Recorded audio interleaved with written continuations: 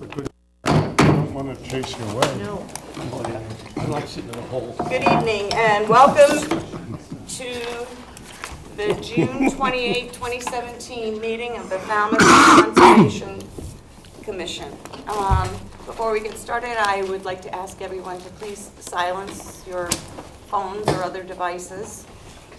Also, when members of the public want to speak, we're very happy to have you speak, but you have to come to the podium and speak into the microphone because we are being broadcast live.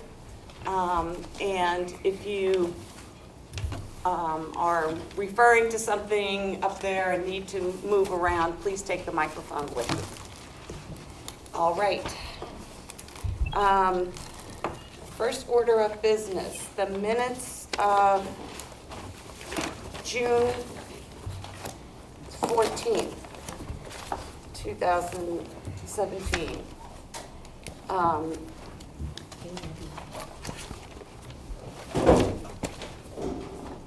Has anybody read these minutes? I have. I didn't have any comments. Okay. I would move approval. Second. All right, we have a motion and a second. All those in favor say aye. Aye. Opposed, unanimous, so moved. Moving on, Falmouth Skip the Straw Initiative. I don't know who's going to make a presentation, but please come on up.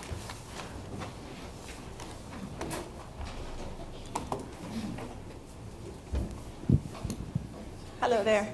Hi. Hello. Thank you so much for giving us the opportunity to come here tonight. I'm Jill Holdren and work with both this group of girls, the Skip the Straw Initiative, and with Falmouth Water Stewards, which is a local conservation organization that some of you might have heard about. We wanted to tell you about an exciting initiative that's underway in Falmouth, and it's a joint effort of a group of middle schoolers, almost all of the founding members of whom are here tonight, and SCA, the Sea Education Association, and we have Erik Bryan here tonight representing them, and Falmouth Water Stewards. The girls' part of the project is called Skip the Straw and focuses on reducing the use of straws and other one-time use plastics in Falmouth schools, businesses, and among the public. The larger joint project is called SUPER, or the Single-Use Plastics Reduction Initiative, and it focuses similarly on changing the way people think about and use one-time use plastics, such as disposable water bottles, excessive packaging, straws, and that kind of thing in Falmouth and beyond.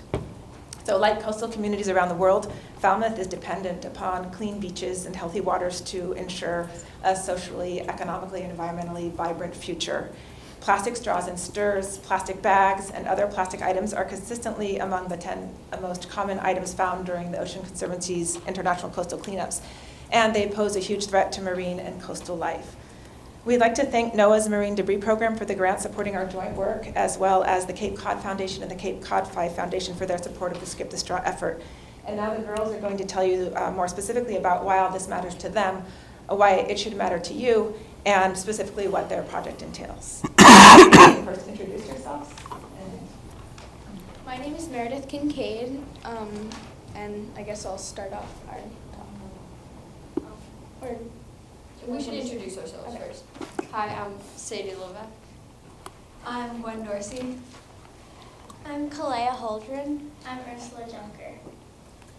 We are a group of middle schoolers from Woods Hole, Massachusetts. Our goal is to educate people about the damage plastic straws and other disposable plastics do to our oceans and our earth, and to encourage people to change their behavior and use less plastic. We think Falmouth, a coastal town with lots of scientific institutions, including MBL and Hui, should be a leader in making our world a better place, and an easy way to start is by reducing our use of straws and other single-use plastics. Every day we use more than 2 million straws in the U.S. alone, which is enough to wrap all the way around the Earth, and that's just straws. Scientists estimate that the amount of plastic garbage will double in the ocean will double by 2025 if we keep using and throwing away plastic at our current rate. Every piece of disposable plastic has to go somewhere, and even if it's broken into 1 million pieces, it'll still be toxic. Petroleum-based plastics are one of the worst things for our earth. They don't biodegrade, at least not for a very long time. Scientists believe that at least 90% of seabirds have some sort of plastic in their gut, all around the world. Scientists are finding every kind of plastic garbage, from straws to lighters to bottle caps, in the guts of sea creatures. In one case, a bird was found with entire glow stick and 3 balloons in his gut. And not only are seabirds affected by plastic straws, but other marine animals are too, like turtles, fish, and marine mammals like dolphins and whales. Think about this. Do you really need a straw or a disposable plastic cup or water bottle? There are lots of ways that all of us can help. One really easy thing to do is to not use straws at all, because for most people, they're very unnecessary. When you go to a restaurant, tell your waitress or waiter that you don't want a straw, and tell them why you'd like to skip the straw. Tell them that you care about the oceans and our Earth. We work at the SEA to participate in and organize coastal cleanups at beaches around town. We sort and count the marine debris we find and submit this data to the Ocean Conservancy. We encourage everyone in Falmouth and in other places to make a pledge to skip the straw and to reduce their use of plastics whenever and wherever they can. We hope that you'll help us keep our ocean and earth clean for our future. Thank you. Thank you.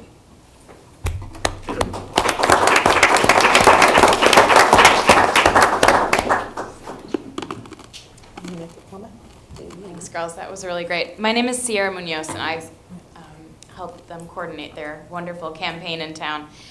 So as you can see, the girls are incredibly passionate about this initiative and this beautiful coastal place that we live, and keeping it clean for themselves and future generations and everyone.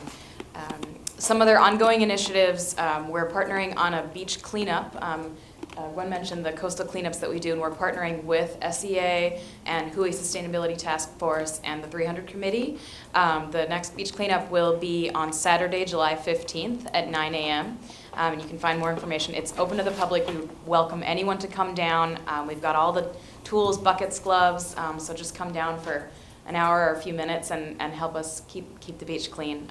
More information on the website, on the Girls Skip the Straw website, which can be accessed through the Falmouth Water Stewards website as well, falmouthwaters.org. As well, the girls spoke with the Board of Selectmen last week, who voted to support their initiative, which is a wonderful advancement for them. And we wanted to come today and share the message with you, and the girls were really interested mostly in hearing from you all as representatives of conservation in this town. Suggestions from you on how they can improve their efforts and broaden their impact even further. So we appreciate your time and suggestions. Thank you. Can I just make one more statement? Yes. Oh, sorry. I just wanted to say, in case it's not clear, one aspect of the joint SEA and Skip the Straw initiative is actually talking to restaurants around town and encouraging them to stop serving straws unless they're requested, and if they are requested, to think about moving to either biodegradable straws, meaning paper, or to reusable straws like stainless steel. So that's a major component of what they do. And the other major thing they have been working on is talking to schools about marine debris in general to the kids, but also about kids changing their behavior, cafeterias changing the way they use plastics and so on. So just wanted to get that out there before you give us more suggestions on what else we can be doing.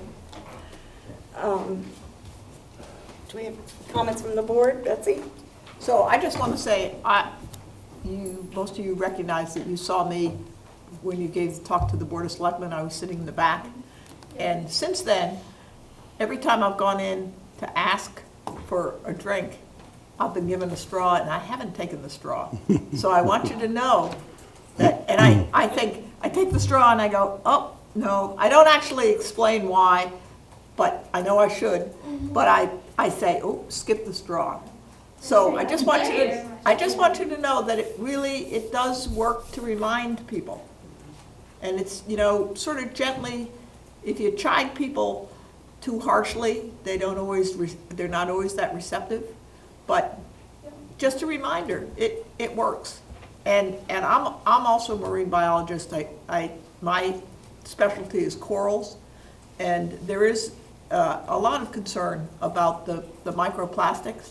As you say, it's not just the big plastics, which is huge, and there's this, I don't know if you've read, but there's work about how to go to this big plastic area where it's all You can been give one to collected in the everybody. Pacific Thank you. Ocean to collect some of it. But the microplastics are a huge problem in tropical biology now, and the effect it's having. So, Just a suggestion for when you're getting a drink. Maybe you could request for your wait staff before you order the drink, to not give you. yeah, usually this is like going up and getting an iced coffee at a place. Oh, okay, yeah, I know what you mean. But you're right. Mhm. Yeah, that's a good suggestion. And I'll incorporate that into the next phase. Yeah, I would like to add just one point. I don't believe I heard this in your talk, and it's something that, to me, sticks with people in their minds. One of the big problems with marine plastics and shorebirds, seabirds, and other animals is that they ingest these things, and it's not just a matter of toxicity. It actually gives them the sensation of being full, and they don't eat. And they can't absorb. And they anything. can't absorb it. So, anyway, it's a terrific initiative and a nice presentation. Thank you very much. Nice work. Thank you, congratulations. Thank you. Good luck, ladies. Mary, do you want to vote to support? Yeah, Yeah, okay. I'll put a motion on the table to, if this will help you. The letters? You might be asking for future grant support, and things like this always help. Yes. So I put a motion on the table to support your initiative, and also encourage you, if the people who you're working with are applying for grants, to ask us, and we would be happy to write a letter in support. Thank you. So that's my motion. All right. We'll see if everybody agrees. Well, here's a second. That was from Jamie. Okay, all those in favor say aye. Aye. Unanimous, so moved. I'm not even going to ask. So good luck, and come back and report to us again. Thank you. Thank you. Thank you. Thanks so much for your time. Certainly. What school are you from? All of the schools. Oh, Yeah.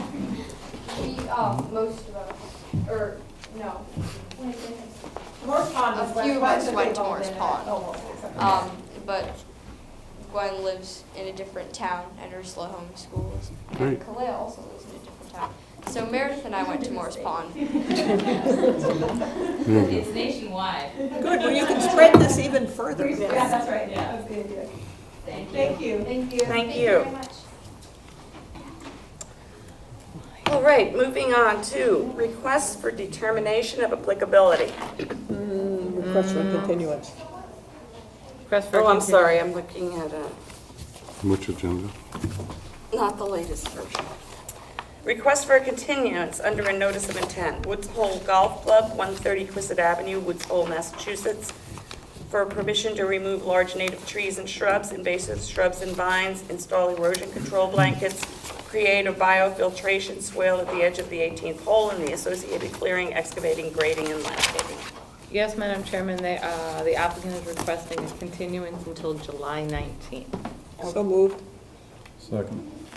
All those in favor say aye. Aye. Opposed, unanimous, so moved.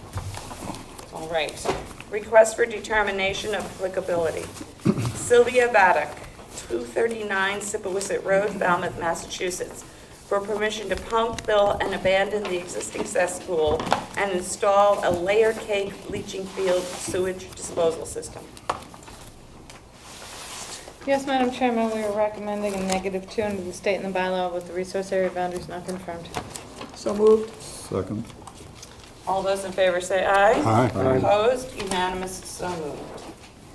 Janice Eidenberg, 33 North Bournes Pond Road, East Falmouth, Massachusetts, for permission to take down a wood retaining wall and install a 4-foot by 35-foot stone wall system approximately 4 feet high. Yes, Madam Chairman, we are recommending a -2 under the state and the bylaw with the resource area boundaries not confirmed. So moved. Second. All those in favor say Aye. aye. Aye. Opposed? Unanimous, so moved. Lauren Gray, 67 Sandcastle Drive, East Falmouth, Massachusetts, for permission to vista prune in accordance with the Falmouth wetland regulations. We are recommending a -2 under the state and the bylaw with the resource area boundaries not confirmed. So moved. Second. All those in favor say aye. Aye. Opposed? All right. Marine Biological Laboratory, 379 Oyster Pond Road, Falmouth, Massachusetts, for permission to pump, fill, and abandon or remove 2 failed cesspools, relocate the gas surface, and install a new shared Title V sewage disposal system. Yes, Madam Chairman, we are recommending a -2 under the bylaw and -3 under the state with the resource area boundaries not confirmed. So moved. Second. Any comment from the public on this? All right, all those in favor say aye. Aye. Opposed? Unanimous, so moved. Lawrence Bone, 3 Gunning Point Avenue, Falmouth, Massachusetts, for permission to vista prune. -2 under the state and the bylaw with the resource areas not confirmed. So moved. Second. Any comment from the public? All those in favor say aye. Aye. Opposed? Unanimous, so moved. Peter McManus, 113 T-Ticket Path, East Falmouth, Massachusetts, for permission to remove the existing 1,000-gallon septic tank, abandon the existing D-box and leach trench, and install a new Title V sewage disposal system with a 2-inch force main. Yes, Madam Chairman, we are recommending a -2 under the bylaw and a -3 under the state. So moved. Second. Any comment from the public? All those in favor say aye. Aye. Opposed? Unanimous, so moved. All right, continued requests for determination of applicability. Ken and Lorraine Montori, Lot 7H Pine Bank Road, North Falmouth, Massachusetts, for permission to construct a new 3-bedroom, single-family house with attached garage, deck, porches with stairs, install walkways, landscape walls, Title V sewage disposal system, utilities, dry wells, gravel driveway, and the associated clearing, excavating, grading, and landscaping. Yes, Madam Chairman, this is the RDA that you had requested a peer review. That peer review is done. The house,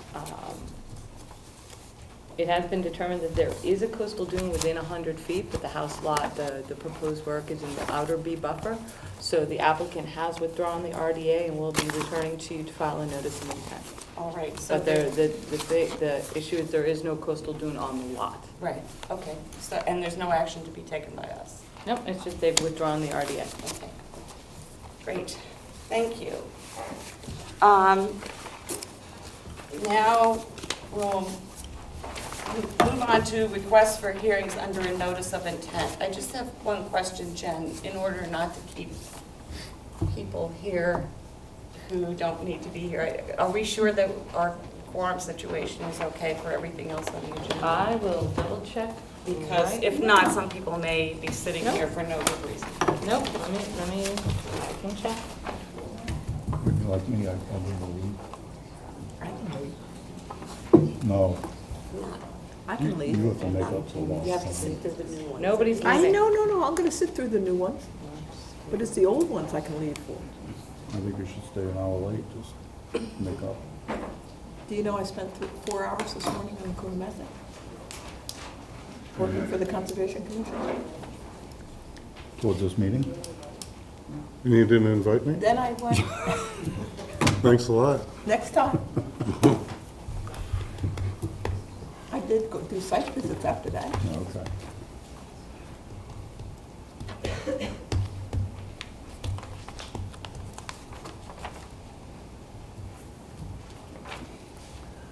This is our moment of silence. Yes. I see Mike there. I almost came back.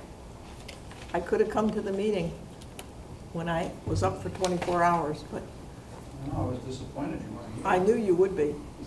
So, like, when Just we- two of the orders of conditions we need Maury for, but everything, all the continuances were All right, fine. good. Thank you. Thank you for your patience. So, request for hearings under a notice of intent. All hearings of the Falmouth Conservation Commission are held simultaneously under the authorities of the Massachusetts Wetlands Protection Act and the Falmouth Wetlands Bylaw. Although a single decision of the commission is issued, it represents a separate decision under each authority. So first, tonight, we have Brian Najarian, Lot 76, Sippawisset Road, map 36-11-002-076, Falmouth, Massachusetts, for permission to construct a single-family 5-bedroom house with attached garage, patio, in-ground swimming pool and spa, pool, patio, and fence, install a Title V sewage disposal system, utilities, dry wells, driveway, restore previous alterations to the buffer and the associated clearing, excavating, grading, and landscaping. Good evening. Good evening. Through the chair, my name is Brian Wall. I'm an attorney with an office in Sandwich, and I represent Mr. Najarian, the applicant, tonight, together with a team of consultants that I'm going to introduce in just a moment. But I want to just give a brief overview of what we're proposing and some information that kind of puts the project in context. Mr. Najarian lives with his wife in Falmouth on Eel River Road. The subject property, known as 76 Sippawisset Road, is owned by the Stroh Family Trust. Trustee's name is Edward Stroh, I believe. Mr. Najarian has put the property under a purchase and sale agreement, and it is his intent to construct a new 5-bedroom family home for himself and his wife. When he put the property under agreement, he became aware in the negotiation process of some significant violations on property next door at property known as 75 Sippawisset Road. And I think the commission is probably either familiar or at least aware of it, because there are violations on that particular property that go back to, you have to excuse my voice with the pollen this time of year, it gets to me. The violations go back all the way to 2001 on that property. And I think that the town actually ended up in litigation with the Stroh Family Trust seeking enforcement of the violations on that parcel. In our due diligence, we became aware that there were some violations on the subject property, 76, as well. We would suggest not as significant as on 75, but we're aware of them. That might turn some buyers off, and they might just go on to another property that might not have problems. But the Najarians saw this as an opportunity. They saw that their project could both solve and cure the violations and propose a project that fully complied with all of the commission's regulations. So what they did was they put a team together.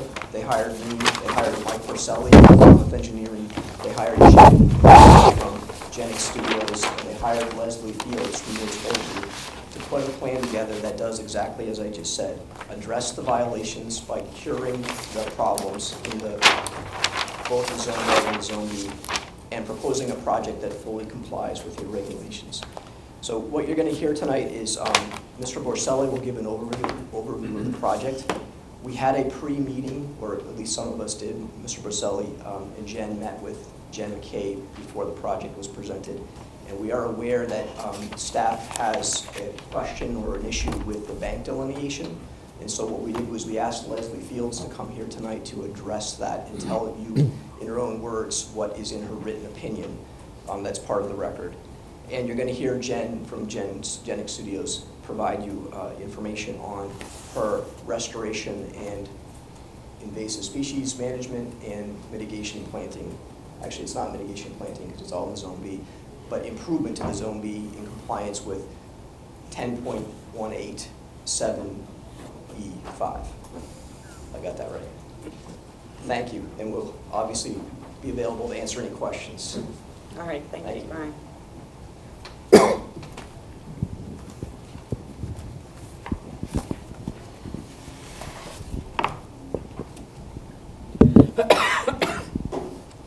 Madam Chairman, members of the commission, my name is Michael Borselli from Falmouth Engineering, and I represent the applicant. We were retained to prepare the plan and application before you requesting permission to construct a single-family dwelling on this property, known as Lot 76. Lot 76 is located on the corner of Cape Cod Road and Sippowisset Road. It contains approximately 24,400 square feet of land. It is vacant. It also has frontage on a paper road known as Langley Road. And further to the west off the page is Buzzards Bay, a coastal beach, primary coastal bank. And as you work your way east, there's land subject to coastal storm flowage. In this case, it is a boundary between VE 18 and X, and it's shown on the plan on this location. The base flood elevation of 18 and the 18-foot contour. As you're well aware, the property currently is under an enforcement order, and we have designed the project in a way that it will abide by the regulations in place at 10.18, specifically with regard to the no disturbance zone A zone and the outer buffer zone B.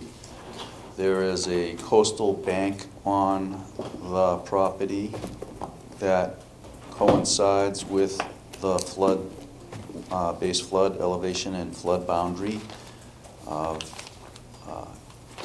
elevation 18.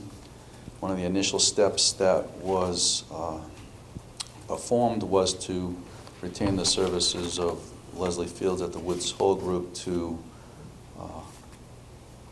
determine where the boundary was, because that is the line where all of the regulatory rules will flow from, specifically the A and B zone.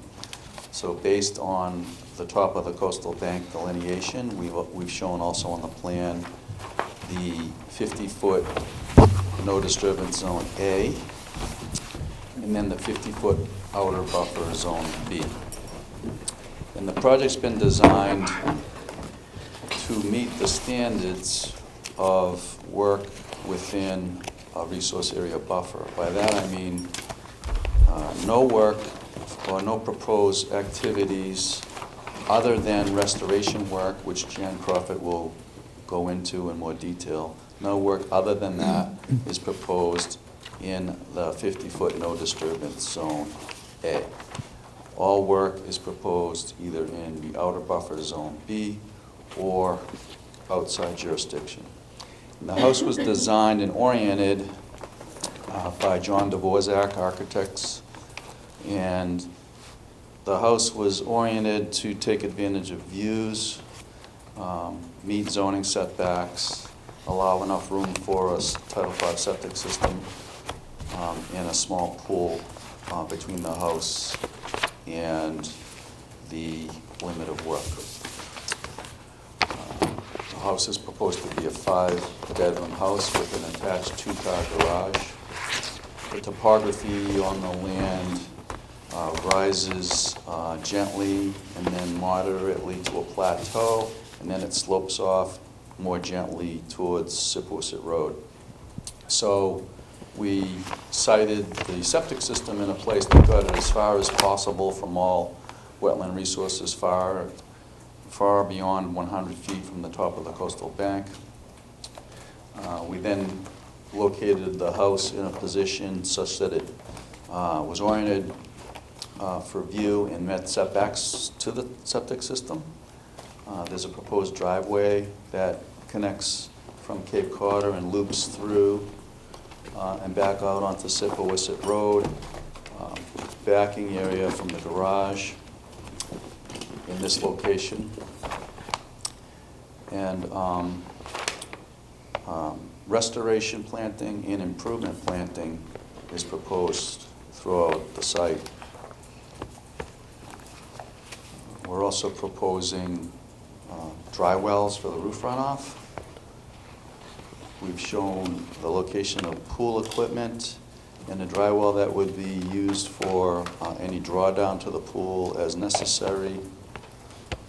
AC unit is shown on the plan here, and the proposed grading that will allow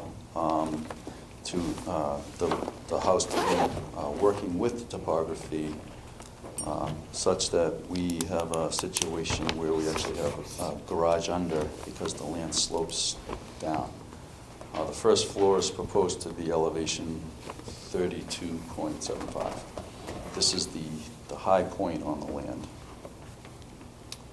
The limit of work is shown right at the boundary of the no disturbance zone A, and it wraps around.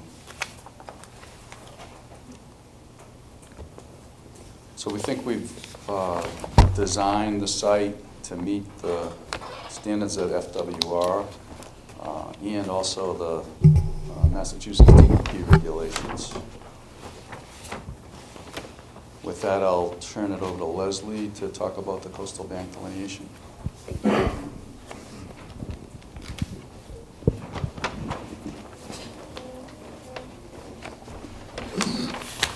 evening. My name is Leslie Fields with the Woods Hole Group, and as you heard, I'm here to describe how we delineated the coastal bank. We did this work for the actual property owner, the Strouts. That delineation that we did for the Strouts is the one that's on the plan before you tonight. So we used a variety of data sources when we did this delineation. We did a site visit, of course. We looked at the topographic survey and the engineering plan. We also looked at Mass General Law, Chapter 131, Section 40, local and state wetlands regulations, as well as the state DEP policy 92-1, which defines how you're allowed to delineate the top of the coastal bank. What we focused on really were some of the key aspects of the definition of a coastal bank. So that is, it's a seaward-facing elevated landform that confines floodwaters associated with coastal storms up to the 100-year storm. So it's got to be able to hold back the waters that flood up to that 100-year storm. And it's also got to have a slope steeper than 10-1. If the slope is steeper than 4-1, the top of the bank is the place above the 100-year floodplain where it flattens out and becomes less than 10-1. If it's between 10-1 and 4-1, the top of the coastal bank is the 100-year floodplain. So that's basically what policy 92-1 does, and that's what we use to do our delineation.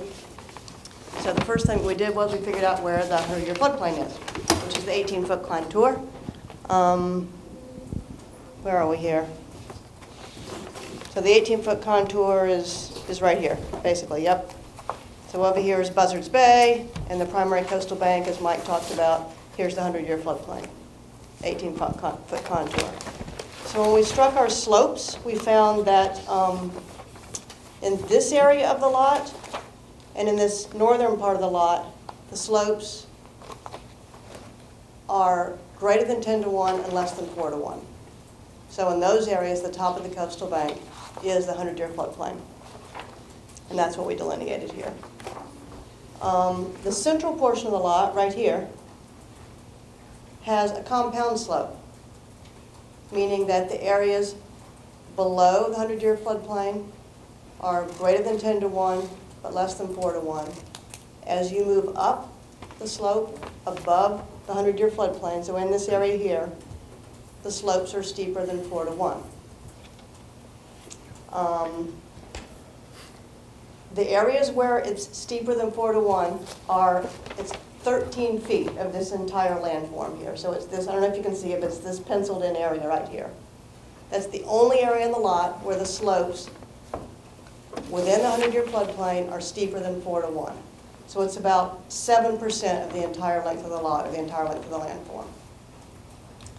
And so using a very strict interpretation of policy 92-1, you might say that the top of the bank is up here around elevation 32, where the slope flattens out, ceases to be 10-1. But we decided to delineate the coastal bank on the lot along the 100-year floodplain the whole way.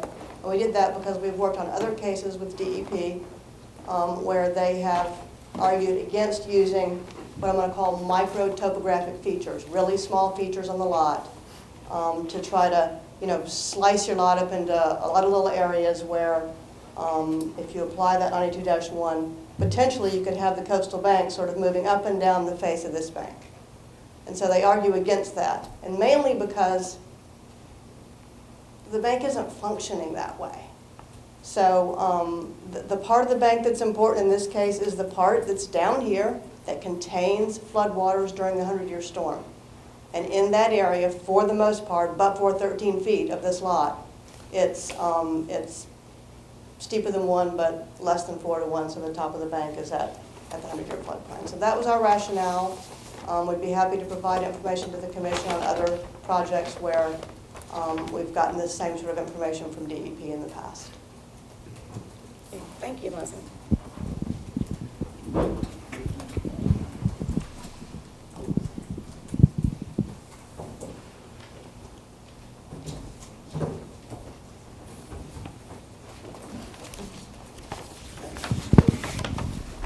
For the record, I'm Jen Crawford from Genix Studios. Happy to be back in front of you. It's been a while. So I was asked to evaluate the site from a vegetative and ecological standpoint, and then to provide a plan that would result in the property having improvements from what's currently there. So, as we know, there were areas of the upland that were previously altered. We did not survey that edge of vegetation. We actually field measured it, which is why you see this kind of winding line going through the A and B zone. The upland areas that were disturbed were seeded quite a while ago with, it appears to be, cool season grasses as they're blooming right now, and I'm sure you saw when you were on site. For the most part, this upper area has some native shrubs that are resprouting, and there are no open soils for the most part in this open area because it was reseeded. The area that was not disturbed, everywhere north-northwest of this, west-northwest of the disturbance line, for the most part contains a heavy amount of invasive species, everything from bittersweet to honeysuckle, buckthorn, the typical culprits that you see. So our restoration plan took into account that existing condition, as well as this portion of the property, which does face north-northwest. The topography does take a turn part of the way through. And this property, or this part of the property, is a little bit more sheltered. We tried to use the topography to inform restoration plannings that would respond well to those conditions, which is why you see a little bit more woodland type restoration plantings that require the shelter over in this area versus those that can take more wind and salt spray. It's very apparent when you're in this area how much wind and salt spray this property as well as surrounding properties take, given the natural pruning, angle of pruning on the surrounding vegetation, and some of the leaf scorch that we observed on the plants that were there. What else can I tell you? Our proposed management activities in this area are basically to treat and remove the invasive species that are there, using both mechanical and herbicide applications, targeted herbicide applications. We also follow those up by seeding any exposed soils, blanketing any slopes, using 100% biodegradable erosion control measures.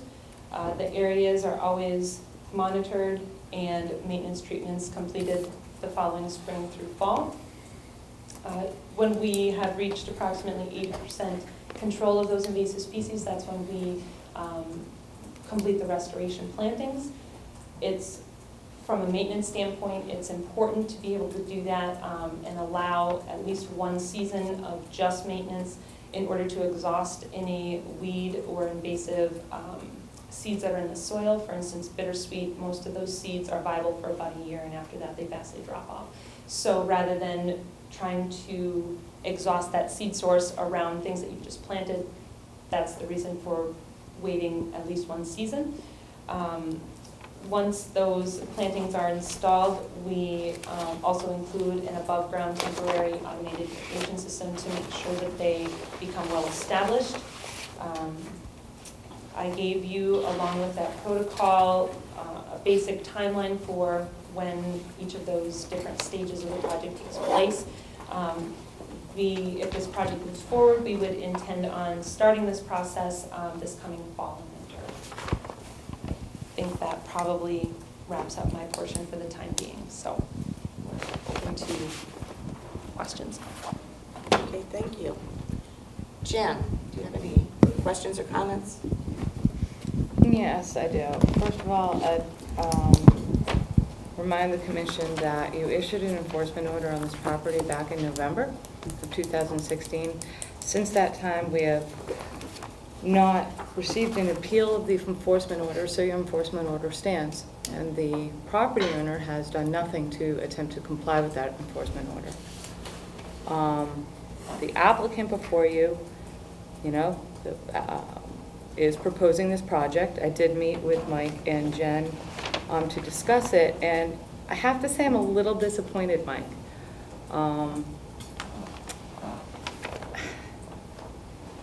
I discussed with you how you should at least address the enforcement order and ways that you were trying to comply with it, and that was not part of your presentation. So I'm going to have to say that was a little disappointing to me, because I thought, we had opened up a dialogue and that, we were on the same page. So here we go.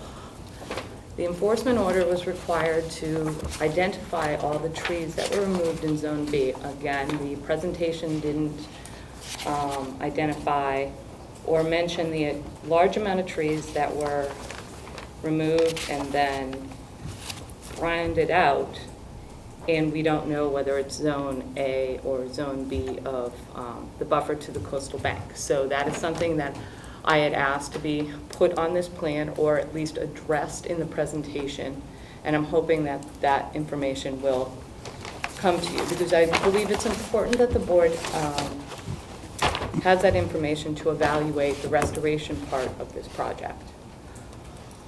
Second of all, Leslie, I understand your argument for the coastal bank. I do, and we did use that kind of really strict interpretation of 91 point dash, I forget off the top of my head, to delineate the coastal bank, and if the board sees, like in the pink, that's what it would do. So at this point, the board needs to determine whether or not you would like another opinion on the coastal bank, or if you accept Woods Hole Group's rationale for where they place the coastal bank. Again, the enforcement order is not appealed, so what I would have liked to see, or at least addressed in the presentation, because I did say that, it's probably okay to go before you as long as it was, addressed by the applicant, that there was this, that they're attempting to comply with the enforcement order, but it didn't go as far as I would have liked to see. I mean, it's, we're in buffer zone B, we're going to replant A, and that's all you need to worry about. Well, according to your counsel, that's not all you need to worry about. The applicant must address as much as the enforcement order as possible. I mean, you could go as far to ask to see a full restoration of the property plan of the property going forward. There is one done. You could see that and say, but the applicant is different than the property owner, and they want to go forward with the property. So, the project. So, those are my comments. I have spent an enormous amount of staff time dealing with the properties out in this area with the property owners. It's nice to see that somebody is stepping up and attempting to resolve some of these issues, but to completely not address, I know you addressed it, Brian, but to not address even the basic parts of the enforcement order in the plan before you was disappointing. I really did not want to have to say that, because I did meet with Mike and Jen, and I asked them, you know, don't start off behind the 8 ball. Don't do it. Just come in and you know, address it as much as possible. Try to find those saves. Say you're working on it. And that said, on the merits of that, if, like I said, the coastal bank's going to be key, so you need to determine whether or not you would like a second opinion on the coastal bank, or if you are going to accept Woods Group's rationale. Jen and I did talk about her restoration plan. I do want to see how many trees were removed on the property, even in Zone B. I think it's important. That enforcement order was not appealed, and that is said to us. So that's it for right now. Jim, before we continue on the negative tone, I think we're very much on the same page.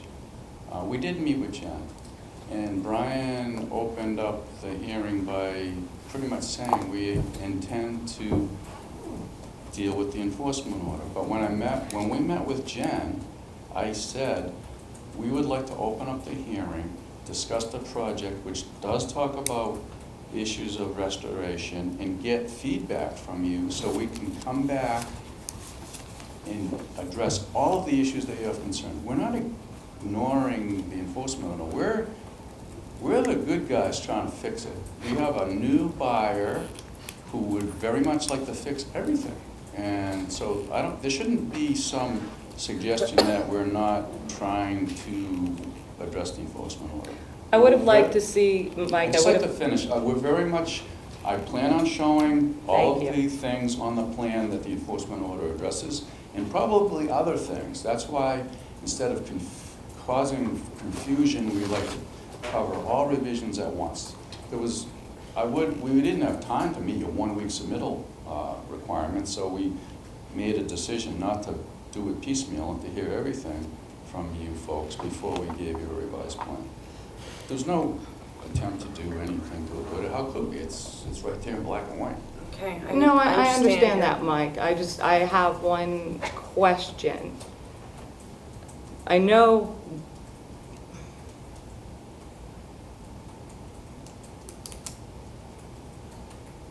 there was ample time to be able to address the enforcement order. Yes, I met with you last week to discuss your project, but I do believe Ms. Crawford has been with this project since at least Jen, when didn't we meet out in the field?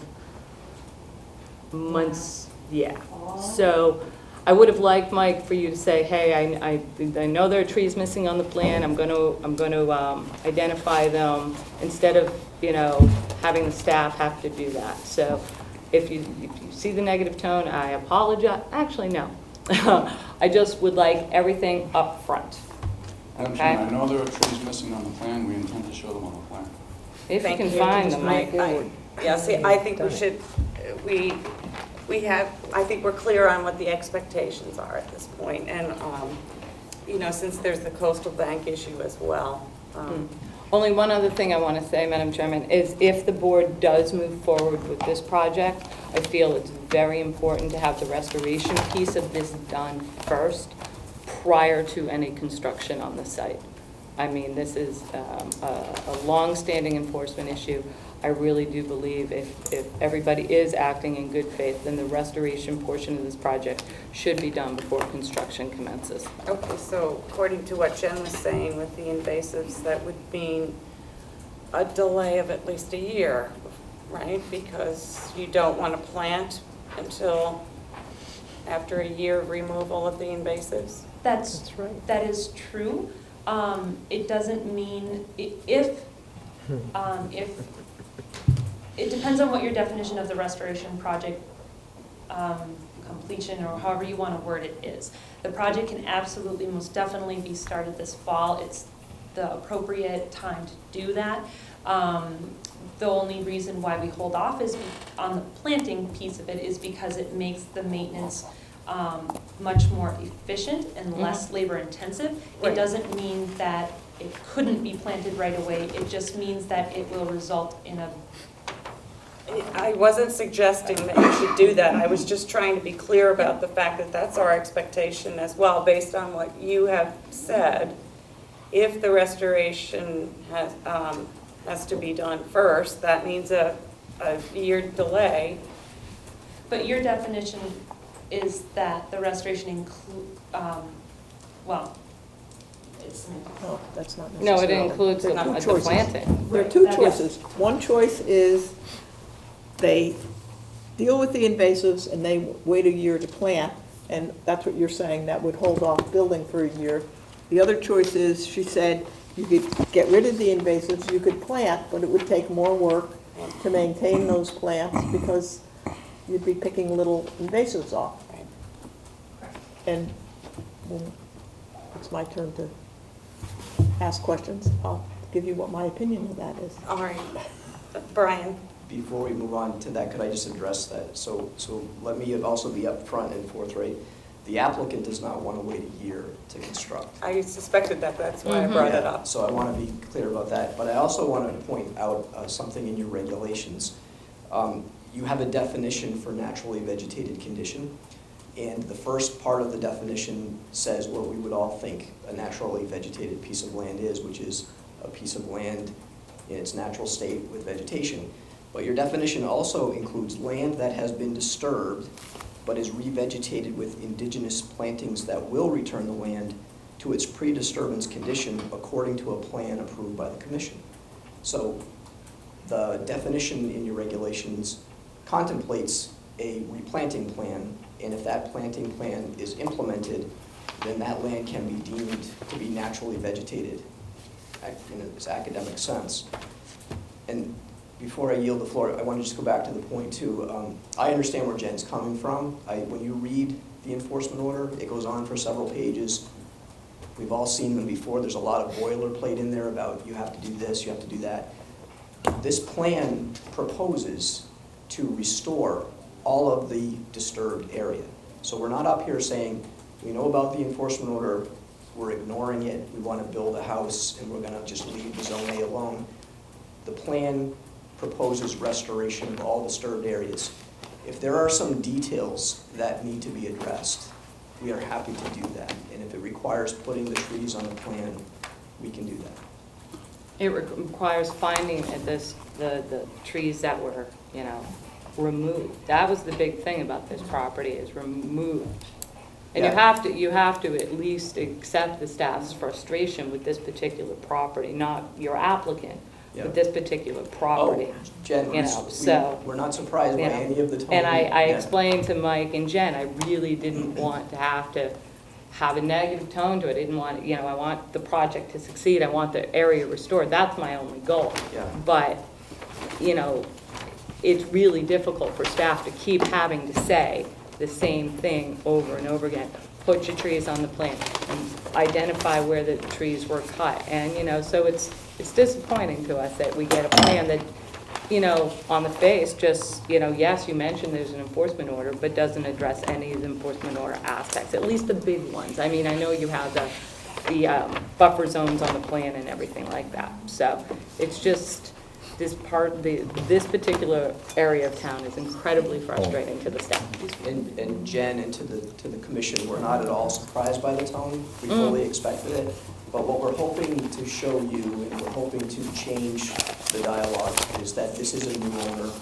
This is a person who lives in town and has a waterfront I'm all aware of that. They comply with all the regulations. They're going to do it here.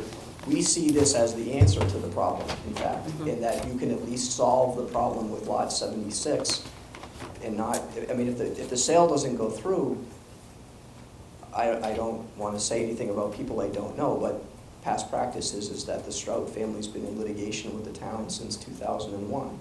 So there's an answer to all the problems here. We just have to work it through. Well, I understand that, Brian, but I am going to strongly recommend that this area be, the restoration portion of this be dealt with before construction. I mean, there's nothing else. I mean, I have to recommend that. And my only response to that, I appreciate the recommendation. I know exactly where it's coming from. My two comments are, your regulations allow the restoration to be a condition, and there's a certificate of compliance process that it's going to be done. And point number 2 is that that will be a deal breaker for the Nigerians. They'll go on to another piece, and then you're going to be left with the Stroh family. Well, Brian, then I will, that's something that we'll have to deal with. It's You know. just, again, But yes, I think it's time to move ahead. Obviously, you came in here anticipating a continuance, and Yeah. so now we'll find out how the board feels about all the various things. very good. One thing, Madam Chairman, I think Yes. that the coastal bank issue is important. I mean, I think the board should have an initial discussion on whether or not you agree with Leslie's interpretation. If anything, Leslie, I would like to see other examples, and if you have the written opinion of DEP, which I know sometimes is very hard to come by, that would be really helpful in this situation. But I absolutely understand your reasoning for citing the coastal bank where you did. Mark and I took a very strict interpretation of the policy, and that's where we placed it. So that will be up to the board. With the big bump out. Yeah. All right. I understand. Yeah. Okay. 15 feet, the tree bump. All Yeah. right. Let's have some questions. Maury? I only had a couple because Jen touched on most of them. In one of them, in the landscape plan, it says tree canopy, existing trees to remain, and there are no trees there. So and you're using the same legend for grasses She's as going to trees. get you on that one. So Jen pointed that out, and basically, they were 2 small things that I needed to revise on my plan, but I didn't want to waste time and effort in reprinting 12 copies of plans for a note that just simply shouldn't be there, because, yes.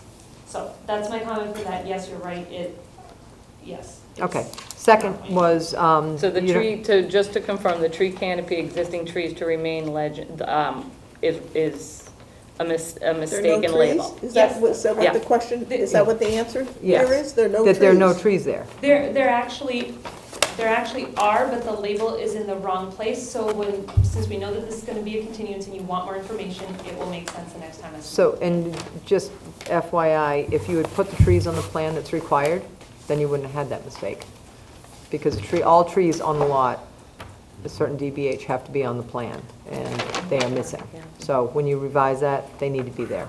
The next thing is the existing oak that you have, and you're showing the canopy of the oak, and then you're showing huckleberry being, I believe it's huckleberry being planted underneath it. We don't count that because it's under the canopy and there is no,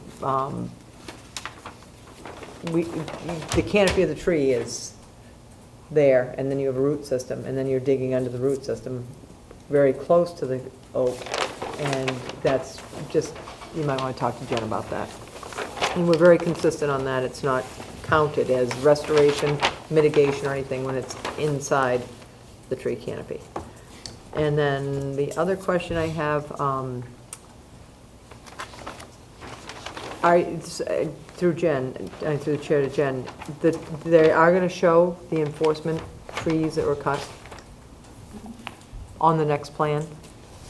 I would just like to interject that one of these plans should show that. It's not really, I don't think, that customary for the restoration To be, plan right. to show it. It would much more commonly be on Mike's plan. Right, exactly. Thank you. And then when you were talking about the wind and the weather there, the high bush blueberries that are in the area that it gets the most wind, where you had more of the woodland upland plants, you're comfortable with them with the salt spray? I am, because on the plan where we show that existing beech, that was a notable tree species, right behind it is a high bush blueberry that's 7 feet. A native. Native. Right, because we don't get That's correct. native. Most of them are cultivars now. Even the natives are not living. Just FYI, in the field. The natives on that property and on the adjacent properties, the natives that are there They're are very beautiful. healthy. They're beautiful. And that's what worries me, because what you're going to get in the nurseries, the native cultivars just aren't surviving. So you might just want to ask around. That's all. Thank you. All right. Thanks, Maureen. Mark? I think the thing that frustrates me most about this is related to the enforcement order and what, as has come up before, what we've taken out of there. And it's hard to see if this is a restoration plan or not, or if it's just a garden planting, because we don't know what we're trying to essentially replace. We're replacing a lot of woody trees and shrubs, or replacing a bunch of low-growing shrubs. And I think too often we get situations where one or more trees are taken out, either in ignorance of the law or in flaunting the law, but nonetheless they come back with planting a few shrubs, and that's not restoring what we lost. So I think it's very important that we get a better handle of what we actually lost here. The other situation, of course, where the coastal bank is, I don't know. It's sure. Obviously, you guys were very concerned about how we would interpret it because we came in discussing that right away, and that's, I think that requires a little more consideration. I have a question for you, Sean. The record that goes with the enforcement order, do you know if that has the kind of detail information that Mark was referring to? No, that's the kind of detailed Yeah. information the enforcement order was requiring. Okay, all righty. Betsy? So I'm going to start with the coastal bank. And personally, I don't have a problem with Leslie's interpretation of the coastal bank. I consider this like areas where we've had fragmented coastal banks, where you're looking at what the function of the coastal bank is, and it's contained floodwaters, and if you have basically sluices for the floodwaters to get in, then, so that's my first comment. My second comment is I agree with you completely, and I think I might have called and said this to you, that I think the restoration planting has to be done before the building permit is issued. And from what I understand, it can be done. It might take a little extra work. I'll tell you what my big concern is, and this gets to your question. In the B zone, and a couple of comments that, it's not that I want to pick on you, Mike, but I haven't seen you for a month. You said that this is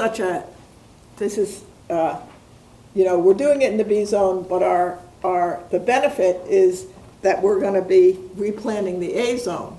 But in fact, which is, I like that, that's good.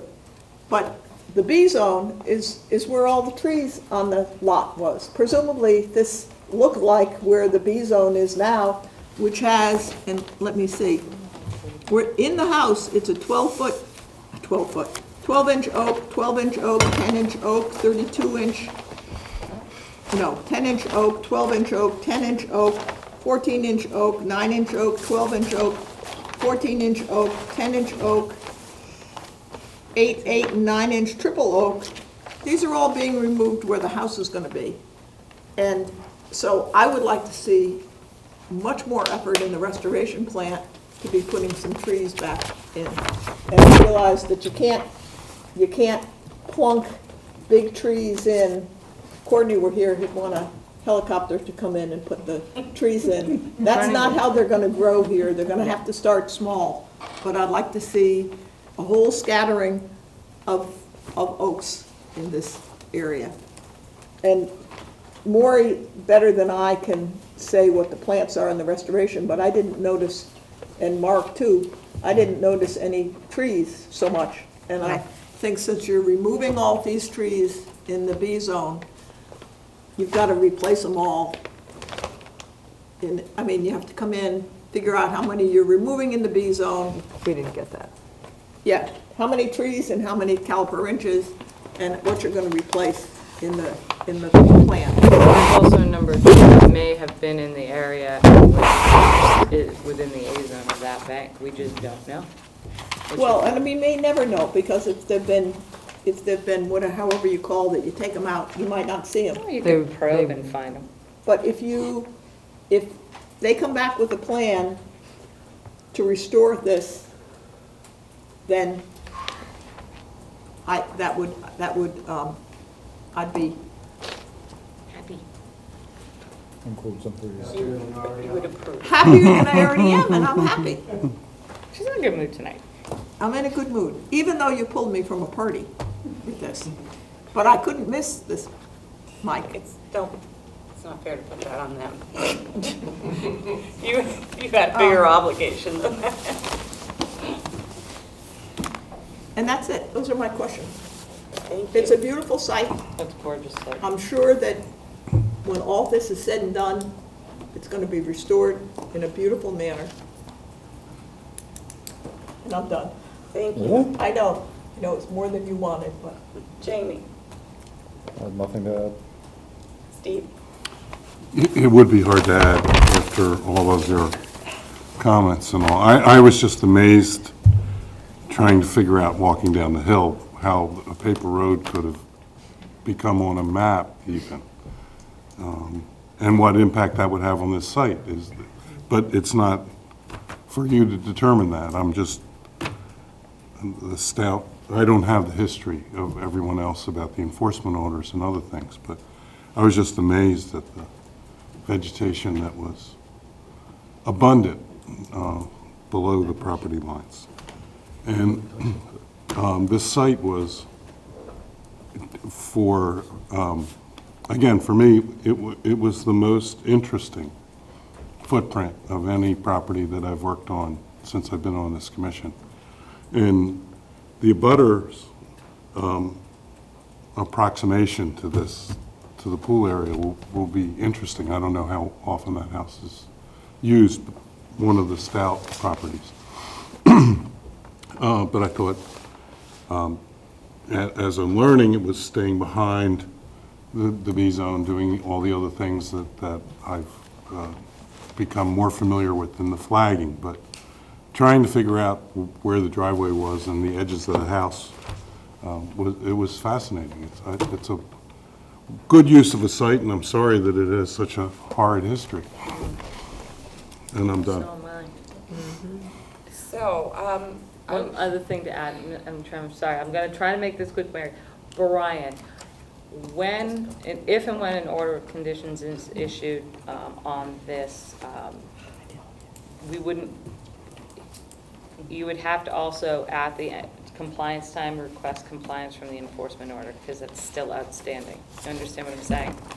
So I was talking to council about it, and it had something to do with once either the project is completed or an order of conditions is issued, then request the compliance on the enforcement issue. Okay? And we can talk about that further down the line. I just want to wrap the whole thing up. You We're see on what the I'm same saying? page on that, because I think that that Mr. Najarian would want to know that if this is approved and we reach consensus that the plan addresses the spirit and intent of the enforcement order, that it's going to be taken. Oh, absolutely, absolutely. If the board were to issue the order of conditions with whatever timing issues Right. the board imposes, that would kind of, Right. that would issue compliance on the Yeah, enforcement order once the project was completed. Yeah, we're definitely on the same. Okay, page. yeah, that enforcement right. order won't be I'd outstanding. like to say something. What would you like to say, Mark? I just had one other comment. I know there's discussion about not doing anything until all the planning is reestablished. I have two thoughts on that. First of all, if it turns out the good approach is to put in a few larger trees, which actually need rather big vehicles to get access to, you might have to put that in before the house is in. The other work, I would think we could handle with a bond. If it wasn't actually finished, and they wanted to start construction of the house, they could set aside a bond to finish the restoration work in parallel, rather than hold off the housework. And it's going to be up to the board. We can do it. How I much think time do you before we decide on anything going forward, we should address the question of the bank and whether we're in agreement one way or the other, or if not, what we're going to do about that, so that they have some reasonable expectation Good about point. that. That would be helpful. So, I've already addressed it. Yes, you have, and my inclination is the same as yours. I would be inclined to go with Leslie's recommendation and with the kind of functional view of the bank, but I'm very agree. open to hearing, well, comments either way, if anybody has something to say about that. They both said they agreed. Okay. Any thoughts on that down at this end, Maureen?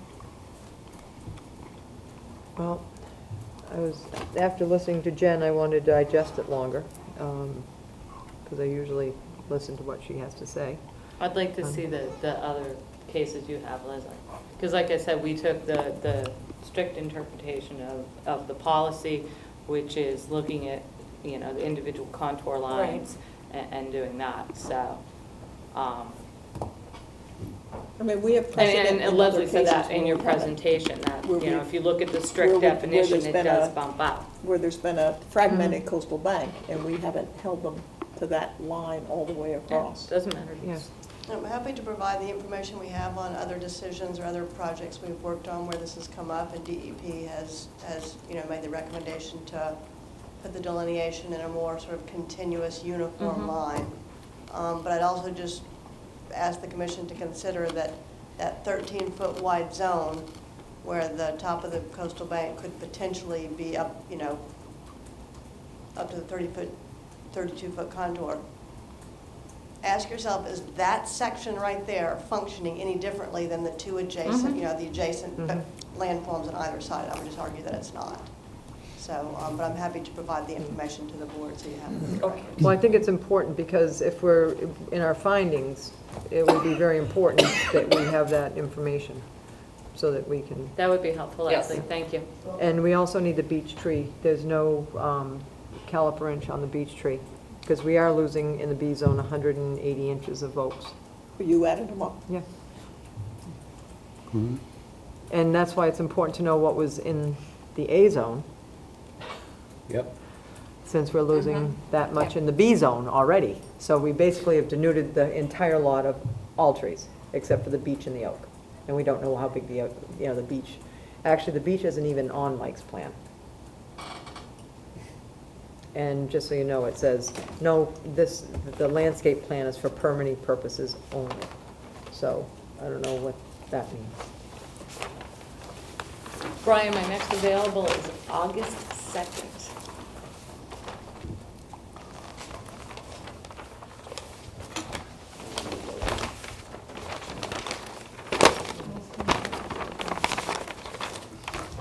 Okay, At the request of the applicant, yes. I make a motion for continuance to August 2nd. Second. All right. Thank you. Is there anyone in the public who would like to speak about this project? All right. Jen, Then, did you say it's your birthday then? Oh. Let's hope we can remember that. what a wonderful thing to look forward to on your birthday. So Betsy, then we'll be even, you'll have drawn us away from the party. Well, we can all have a party. We can have a party here. All right. All those in favor of continuing to August 2nd, say aye. Aye. Opposed? Unanimous, so moved. Thank you. I think they said got Thank you. Moving along, James and Diane Zagoras. It is. Excuse me. Jen. 10 Deer Run Lane, North Falmouth, Massachusetts, for permission to restore resource area buffer with native trees and shrubs in accordance with prior house construction under DEP 25-2223 and the associated clearing, excavating, grading, and landscaping. Raoul. How are you? You don't have enough of these? Any plan, the details? Thank you. We are doing 10 Deer Run Lane. 10 Deer Run. Yeah. Oh, Deer Run Lane looks like it has a history to it. Look at all this.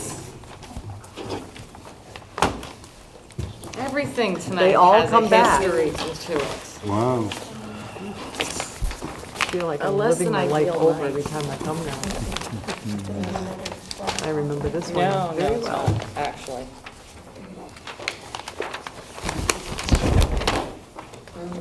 I just, don't make me the bad guy. Fascinating. Good evening. For the record, Raul Lizardi from Homes and McGrath. We're representing the applicant for this property, which are the Seguros family. The applicant has currently sold. I forgot my binoculars. Raul? I'm kidding, relax. What is that? It's the same graphic.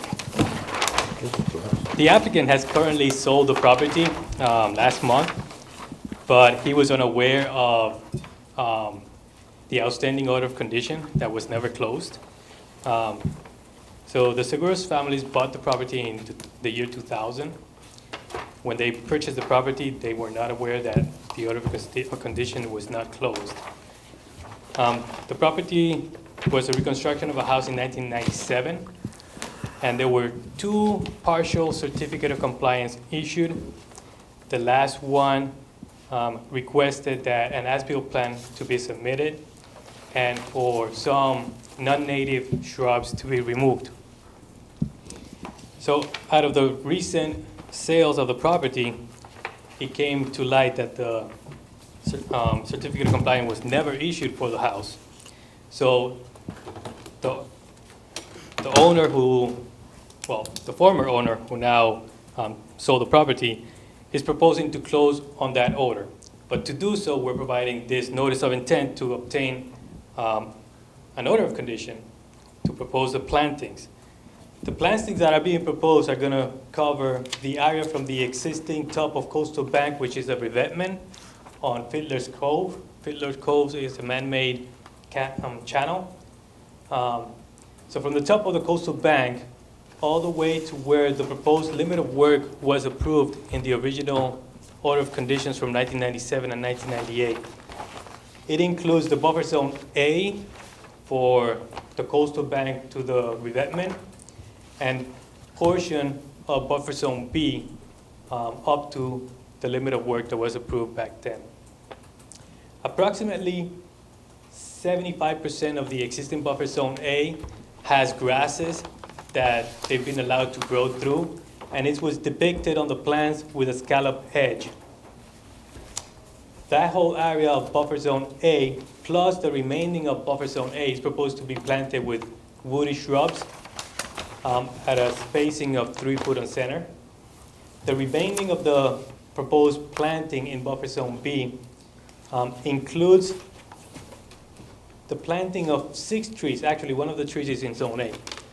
These 6 trees, staff at conservation have noticed that the property had cut down 6 trees through the process of the past few years. We don't know if some of the trees fell naturally and they just cut them to the grade, but there are 6 trees that are missing, and these proposed 6 trees are intended to replace those 6 trees. Under the second partial certificate of compliance, no planting was required other than the removal of the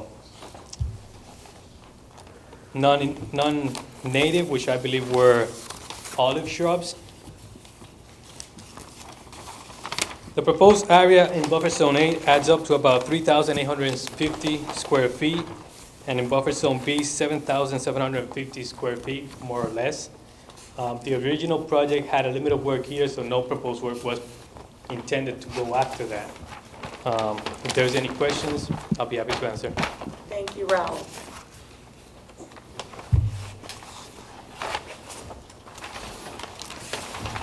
I have a question, Madam Chairman. Raul, you said in buffer zone A, or was it buffer zone A, you were going to plant them on a spacing of 3 feet on center? Because it says 4 feet on your plan. 4 feet on center. I'm sorry.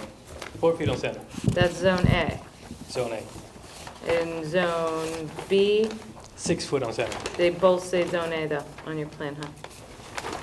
Native shrub plantings in 50-foot zone A shall be spaced 4 feet on center. Native shrub plantings in 50 zone A in the limit of work shown shall be placed 6 feet on center, except your 6 feet on center are down closer to your coastal bank and your 4 feet on center are closer. So Help me out there, Raul. yeah, bullet point number 5 on the plan says native shrub plantings between the 50-foot buffer And the limit of work. and the limit of work, which Okay, is zone okay. B. All right. Got it, Zone B, got it. Okay, I'm just reading it incorrectly. Brian. Sorry. Mark just pointed something out, I think he's correct. Are the is the still- legend backwards there for the number 4 and number 5? Yeah. I think it is. That is correct. The dotted on the legend should be the hatch, the cross hatch. Dot The should be cross hatch number on the- 4, and Yeah. hatch Yes, should be okay, number so 5. Please revise that. That needs to be revised, Bravo. I don't know if I'm going to recommend 6 feet on center, but other than that, Madam Chairman, I have no comments. All right, thank you, Jen. Steve? I don't have any comments on this, please. Jamie? I just agree. I have reservations about the spacing. That's all. Betsy? I have no comments, but I'll reverse and ask Raul to give us initials, and then he can give us a new plan. Okay. He still Okay. might not get the spacing he wants, but,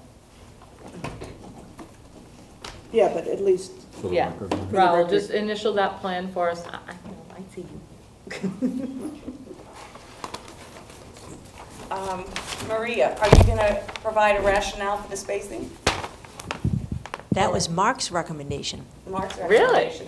And what's I behind met it? with Mark on site and Jeff Johnson, and 3 guesses, of course, which shrubs Mark would like to see planted. Viburnum. and Well, some- I'll double check with Mark, and that's Yeah. fine. Yeah, so Can he, you explain it? Is it based on existing conditions? exactly. There are already a number of shrubs. There's some native holly that are growing, and they're sending up suckering, and he'd like to see those grow, and if we go 3 feet or 4 feet on center, then we're digging some of those up. Okay. Which kind of doesn't make sense to dig up a native to Right, replace or- it with or the, crab No, in any absolutely. case. All you right. know? Okay. Thank you. And for the Mark? record, I got the memo, we're blue. No comment. Maureen? I had a question actually for Jen. Is that ramp into the water licensed? Raul, Because you it's, know? The flow systems in Fiddler's Cove were all licensed. This plan doesn't call it out, but the whole system of floats is a shared community flow system on the whole canals. So they have their own permits. does each one have a permit, or it's a, I don't have that answer. well, I'm just looking at the illegal boardwalk that was installed, and I'm just saying, was the ramp into the water illegal as well? Right. When the plan was approved on the order of condition for this house, that ramp and the flow system existed. So this ramp is not something that, Well, if we're gonna have a plan, maybe we could just put the license number on it, because usually we ask for that. The next question I have, there's no species or size of any of the existing trees. right, but no tree is proposed to be cut down out of this project. I know they're not gonna be cut down, believe me, but I wanna know why. The problem is, what happens, Raul, if we don't have them as a plan of reference, then it's just a little teeny asterisk and a little round dot with another dot in it, and they mean nothing. And then when they get cut down, it's just a tree, not a 12-inch or an 18-inch or a 26-inch tree. So that's the only reason we do it. I know it seems redundant, but it's the only way we can, if there is an enforcement, or it is gone, or it needs to be replanted, there's a reference to it. So, I mean, we do require that. We've been, that's not even a new requirement. Right. I mean, I picked on you last week or the week before, but I'm sorry to pick on you again. And it comes up often enough that, we need to know the history of something, and the And if- records aren't yeah. complete enough. A conifer. Well, if you go into an arborist book, there are thousands of conifers, and there are thousands of deciduous trees. So it's nice to know what they are, so we know what, if they get cut down. If it was in Russian olive and it's a deciduous, we'll go, hey, you know what, you're good to go. But if it's a oak, then not so much. So it's important for the client, or the next people that purchase, and the next board that's here, and that thick file will have more in it. And what species of trees and caliper inches to be replaced? You are, again, very, I think the tupula, right? Yes. Are the 7 tupulas? 6 tupulas are proposed. You have 7. No, 7 is the note. Note number 7. Native tree species to be tupelo. There are 6 of them. All right, well, there you go. Then you should say number 7 and then 6 plants. The plan does reference 6 Over here. proposed Okay. tupelos. You should have made that number 6, then it would have been easy, Right, 6, yeah, it'd be 6. the same. And then another 6, and then we'll have a double trilogy. Okay, those were the concerns, and I'm glad that they're, again, another 20-year outstanding compliance that is going to maybe someday not be here, and I'll be gone too. Coming home. I remember this lot well. So the question is, do we want to close it, or do we want to get that plan in? You know, I'm all done with closing things and then waiting for them to come back. No disrespect to you, but we have had them where it doesn't happen. That's why I'm asking. Yeah. So no, I don't like to close things until we have the information. If it was something really simple, but Should have had anyway. he has to go out and measure the trees And tell us what they and are. tell us what they are. And that's not gonna happen tomorrow. Actually, before the It 4th. could. Could we get it? It could happen Oh, tomorrow. God, I need you on my team. You could do it before the 4th? Wow. All right, But we're not meeting next week anyway. no. Maybe we could have a motion? No, we can't have a motion if we're going to have a continuance. We need to have a date. Well, okay, we need that kind of. Is it just the plan, guys? Yeah. Is it just the plan Yes, with all the trees on it. with all the trees on it? You promise? The Raul, And the little correction in the legend, Are you being kind? and the ramp license number. It's almost Independence Day. I could be kind today. All right, I'll make a motion to close the hearing and take it under advisement with the condition that we have 2 weeks to vote. If we do not have this plan in, We won't. It'll Raoul, be you're a- not going to want to see us the next time. Well, because it will be a procedural denial. Right. and All right, so I I'll don't know if second you that. heard me, I just reminded you about the license number for the ramp also. Okay. All right. So, I seconded Yeah, it. Maury seconded. all right, she does feels bad for anybody beating in you the up public last week. Not want really. to speak on this? Okay, all those in favor of continuing? No. Closing, I'm Closing. sorry. And say aye. Aye. Opposed, unanimous, so moved. I just really don't want to Thank you. have it continue. All right. Next, Gunning Point. Gerald, I excuse feel me, like Groundhog Gerald Day. Valente, 51 Gunning Point Road, Falmouth, Massachusetts, for permission to restore resource area buffer removed with native trees and shrubs, to remove and treat invasive vegetation, and to replant, manage, and monitor with native species, and the associated clearing, excavating, grading, and landscaping. Hi, Where is Barbara. my Gunning Point? I need this. Barbara tells me this is her last appearance before the No. board. What? No. We've heard that before. We'll We have continue heard it you. before, We're going to continue And you. I don't want to be continued. we really plan on hearing it many times again, Barbara. For the record, Barbara Frappia with Warwick and Associates. This property, we're coming before you to address an egregious violation of clearing without a permit.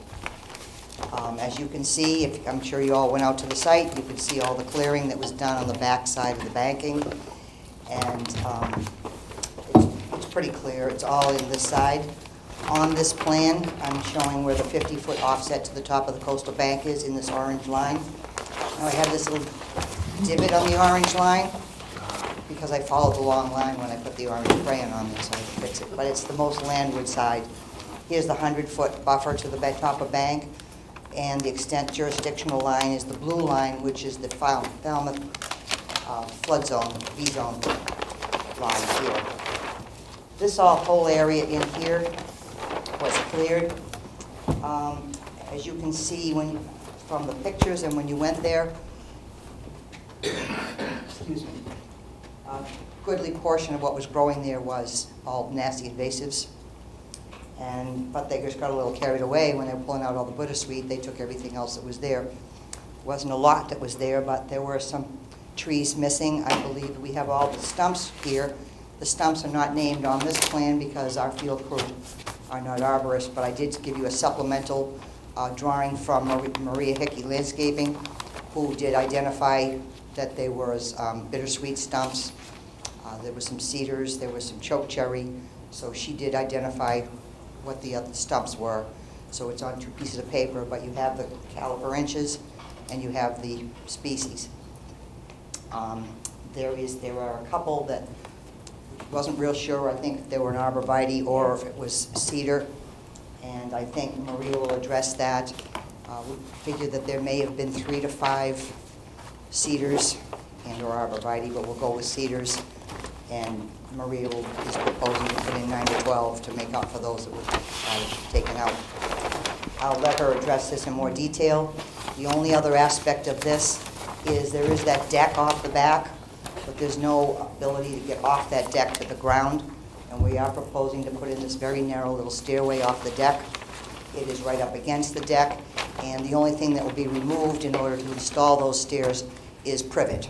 And I'm sure no one will be unhappy with the fact of pulling out privet and to put in that little set of stairs. So to go to the details of the restoration of this clearing, I'll turn it over to Maria Hickey. Good evening, Maria Hickey from Maria Hickey Landscapes. Hopefully you've all had a chance to go out there and take a look at the property. I am going to assume, I haven't been out there in a few weeks, that probably all this non-native invasive vegetation, the bittersweet, the porcelain berry, the vine honeysuckle, the swallowwort, has resurged and come back. What we are actually proposing to do, which we've done in many other cases with great success, is to remove the non-native invasives, not just on this section here, but on the north side of the property, because we would like to expand on the current cedar grove, which is right here, that provides a really nice windbreak. If any of you had gone up there, you saw this. The property on the left side, on the south side, I believe, because I sat in one of the hearings a couple of months ago, is also going to be doing some mitigation plantings. So we're kind of piggybacking on some of what they're doing. But again, we want to remove all of the non-native invasive species and the stumps from the associated cutting without a permit so that we can literally mitigate and replant the whole site from south to north, all the way across. On the north side, or this right side, where it says brush, there's a very well-established cedar grove, and the site is known for its severe weather. It's very, very, very windy up there, and from a professional standpoint, and I'm sure many of you that have visited exposed sites like this can appreciate that if you can plant and expand upon a current windbreak with new cedars, and we're proposing to put in 8 to 10 foot cedars, at least 10 to 12, even as many as 15 if you'd like. On this right side behind the existing ones, it'll help these new cedars stay protected and just provide a phenomenal habitat. On this left side, because that is very, very, very windy, I want to go with what's already working out there on other properties on the either side, which seems to be bayberry and Rosa virginiana, because again, that can spread and grow into a thicket. On the edge of the bank right here, we want to supplement, add some more sand and some beach grass, because I think that'll again help everything stay and not further erode. We've had great success with remove and replace and not wait another year. If it's done the correct way and you remove all your invasive and non-native species and you replant, we've had very little invasive stuff. I was up on Church Street today with a big project that we did a year ago. It was one of the worst sites as far as high winds and a lot of non-native invasive species, literally the whole hillside. And we removed it, and then we replanted that whole hillside. And I was up there today, I only found one, about maybe 6 inches long, piece of a bittersweet vine coming back in. And I was like, that's a good victory.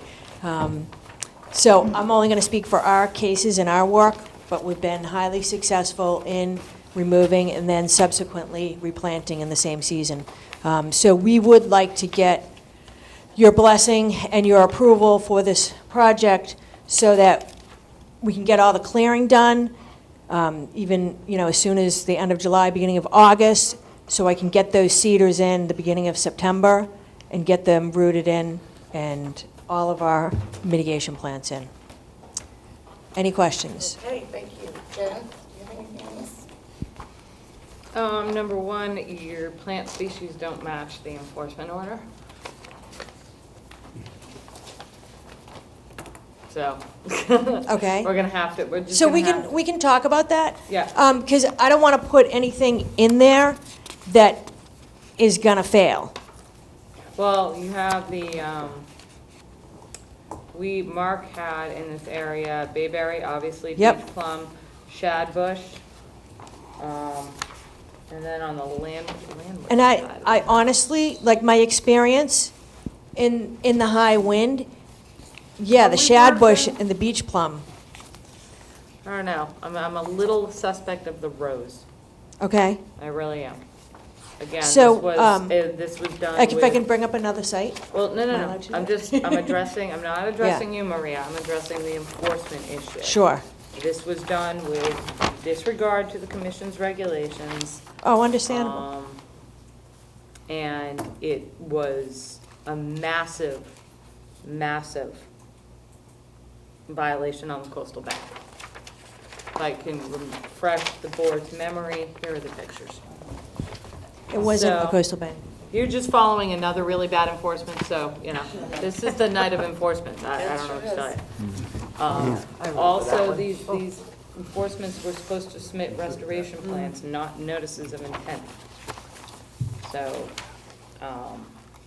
that said, the area, why aren't you replanting the entire area? Yeah. Even, it says scalped area? That whole area that has been cleared and everything's going to be planted up. So why is it say scalped area and your little dots don't incorporate that area? It's the path right directly behind the house, Maria. See this? That's an existing path that's there. Well, is the existing path now?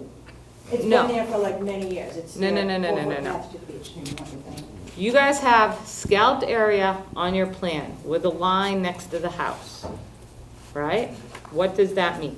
That's where he cut, correct? No, Barbara, where this is he your- I'm cut talking was about out your here. plan. That's how the field crew described it.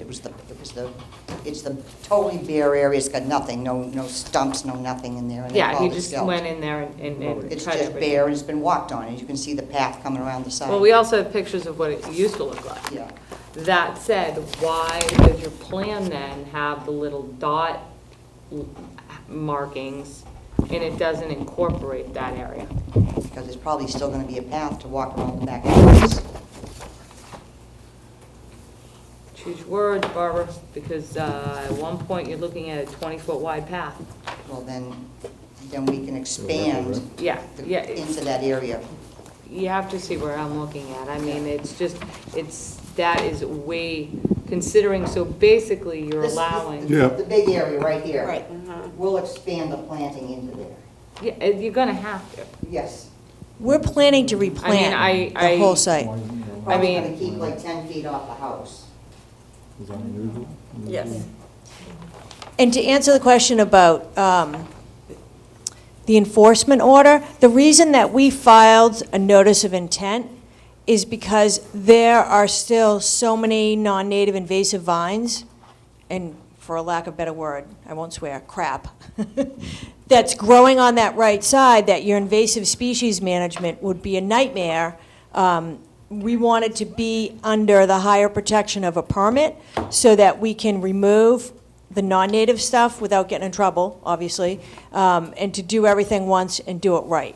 So grub out the stumps, grub out the root systems of all the non-native invasive species, and then replant literally the entire area, and then add on that right side, or like the northwest side of the property, you know, dramatically expand on that cedar grove. And if we didn't clear out the non-native invasive species, they're going to blanket and strangle anything that we plant in there. I mean, it's... Same old story. So we came before you Oh, to... okay, I get it. You have an eroding bank there, Barbara, so just readjust your tanks. Mark's been out there, he's like, it's eroding at the bottom, and those wooden steps, are they part of your project or not, that they exist? Well, the wooden steps, so you're saying there's erosion over here? Yes. So you want me to change the Yes. the A and B buffer? Mm-hmm. Okay. Do those steps exist? Or are you asking to put those in? No, they're there. They're They've been there. If you take a look at them, they've Well, been I there a didn't- long I didn't find my time. way through that far over. Yeah, they've been there a long time. Struggle. Yeah. I mean, I'll give the board a little Thought I might tackle history. This myself. is what it did look like. Nobody would ever find me again. It was a very nice, healthy buffer. Now we're gonna see the before. Yeah. There you go. It's beautiful. Was. And it will be again. It will be again. It came right up to the deck. Well, I don't mind if they have a path Oh, around the house. neither do I. It has to, Yeah. it has This to is be a that. Yeah, to access the work area. Look at Jamie But what laughing. we're trying to paint the picture is That's the that path. we are going to remove all the non-native invasive species, grub out the root systems, remove the stumps, and then literally replant that whole expanse from left to right. What percentage of non-native do you think it is? Right now, Excuse me. like probably 70%. I mean, it's, with the exception of that cedar grove that's on the right, and then there's some bayberry on the left side of the path. So that's why I know, like, bayberry will survive and do good. I just want to expand on that. And we've had some other projects that are even windier. And the nice thing about the Rosa Virginiana is all the runners that it sends, it's really good at stabilizing a slope. It almost creates like a dense mat of roots. Look at that.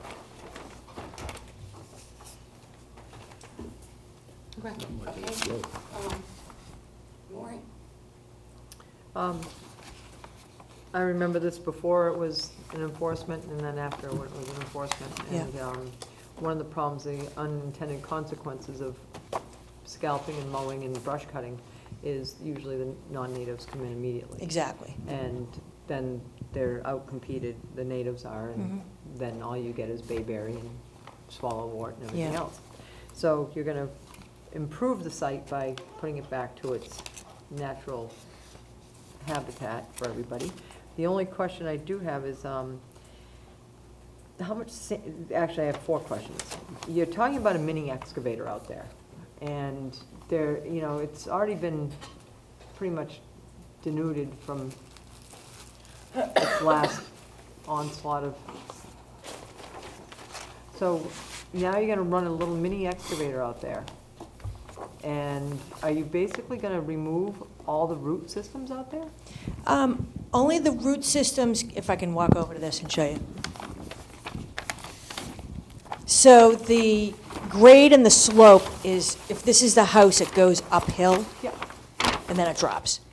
Obviously, we're going to stop before it drops. Which is a coastal bank. Okay, which is a coastal bank. So the excavator would sit back here, you know, we'll do our double row of hay bales and straw wattle, and then the arm would just, you know, grub out like this, And then manual removal of anything that we don't feel comfortable, that, you know, the machine can get in there. But I definitely need a mini excavator to remove the stumps and the root system, because Why are we removing native stumps? actually some of them are not native stumps.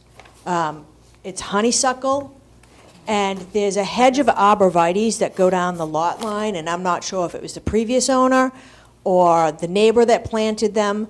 Well, actually, there are native arborvitaes. And I'm unable to identify if it was a native arborvitae or not. It's just a stump that I I'm mean, they're looking big at. stumps, and I really get concerned, the stumps aren't hurting anything because they're not revegetating. Mhm. So when you start removing, remember that one you had on Vineyard Sound? Yes. I think we were all remember that one. with Yeah, the- it started to sucker back, Right. which is nice. And you were gonna go in and sort of take out the dune because there were invasives in it. And this is the same kind of situation where you have this great root system going on. And I looked at the methodology, you know, sort of what you're doing, which was basically going in with an excavator, removing everything. And in a lot of cases, we have everybody go and stem treat a lot of the invasives, which is very labor intense. But what it does do is it does kill the non-natives, and that mat of roots that were there from the past natives that were now cut down hold everything. And it's not a huge slope there. I mean, it's not straight off. It's kind of gradual till you get to the coastal bank. But I'm just concerned about that. Clethra, I didn't see any clethra on the site. Maybe I missed it, but it's usually more of a wet, happy. And it's hot, dry, and windy there. And clethra really doesn't like that. Yeah. So you had clethra on your plan. I don't believe that we did. Yes, you did. Remove invasives, replace with clethra. Okay, so that's an error Okay. on our So we'll part, so I cut that one apologize. off. Okay. And Maury, what I just wanted to say back to the stump issue, when we're grubbing out, it's to make room for our 3 feet on center. You know, if I'm competing with all the roots from the stumps and the honeysuckle and everything else, I can't get a good, clean hole, so to speak, to plant a plant.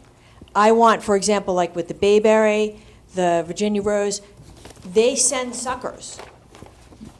But if they're competing with the No, dominant root section, just- I just want everybody to be No. aware that a mini excavator is going to go in there and remove pretty much everything that's there. So it's not just going in and just selectively. No, I poking a little- understand that. Little 3-gallon hole. Yep. Which, to be honest, if No. you went in and you took an auger and punched Yep. holes with an auger on a bobcat on a track, would do less damage than a mini Mm-hmm. excavator ripping out the entire biomat there. And how much sand are you bringing in for this beach grass planting? so basically just enough to. No, I don't know what just enough. Okay, I'm going to say 20 tons at most. Probably closer to 10. It's And just to what do some. sand is it? I mean, is it compatible sand to what's Yes, there? to what's there. And it's just to supplement there? and add some beach grass down lower so that we stop any erosion. Because we know the wind will continue to blow up, and we don't want any more erosion to take place on that slope.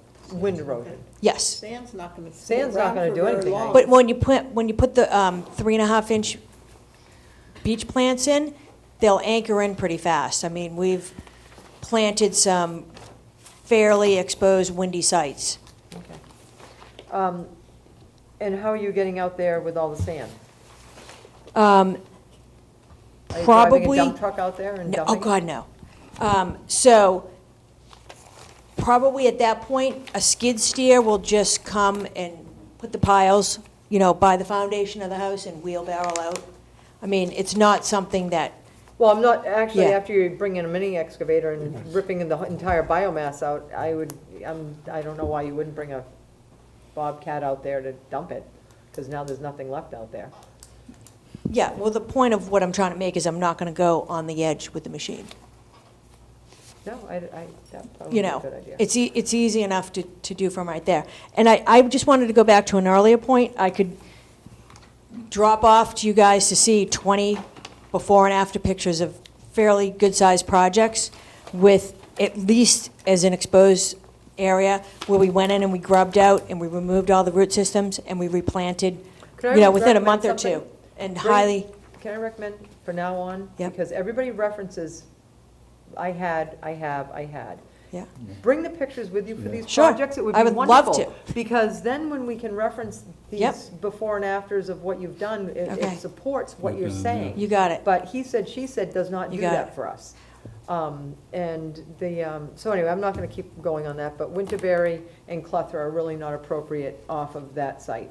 They're No, not, just, so. I would say scratch those Bayberry off. and Rosa Virginiana. And you know I love show and tell, so next hearing, Well, I'll bring you a lot of pardon? pictures. I'm not a big Virginiana Rose person, so, Bayberry out there is, As you see my legs, me neither. so anyway, all right, I'm all set, thank All you. right, Mark? I'm trying to find, do you reference planting some cedars on this property? Yes. Where? On this side of the property, right over here. We have a Planting plan? beautiful grove right here of cedars. Do we have a, Right here, they're gonna plant it just sort of says, it doesn't say anything about cedars. Yeah, juniper. Oh, junipers. Look right into a plan. I have a quick question, Barbara. When was that wall extended? There's that. The wall's not on his property. Okay. I haven't taken on the wall. It's partially on his. It's an easier way in. But the top two rocks. You here, went over the wall? rock over there. I walk on there, in the abutters. Whose property is it on? Oh, you went to the right. I went to the right, and under the deck, yeah. That's how I found the path. I don't know. See if I have that in my, You got my that folder. side. Who that abutter is, I think it might be the town. No. All right, Mark, anything else? Nothing. Okay, Betsy? I just want to go on to a point that Maury made.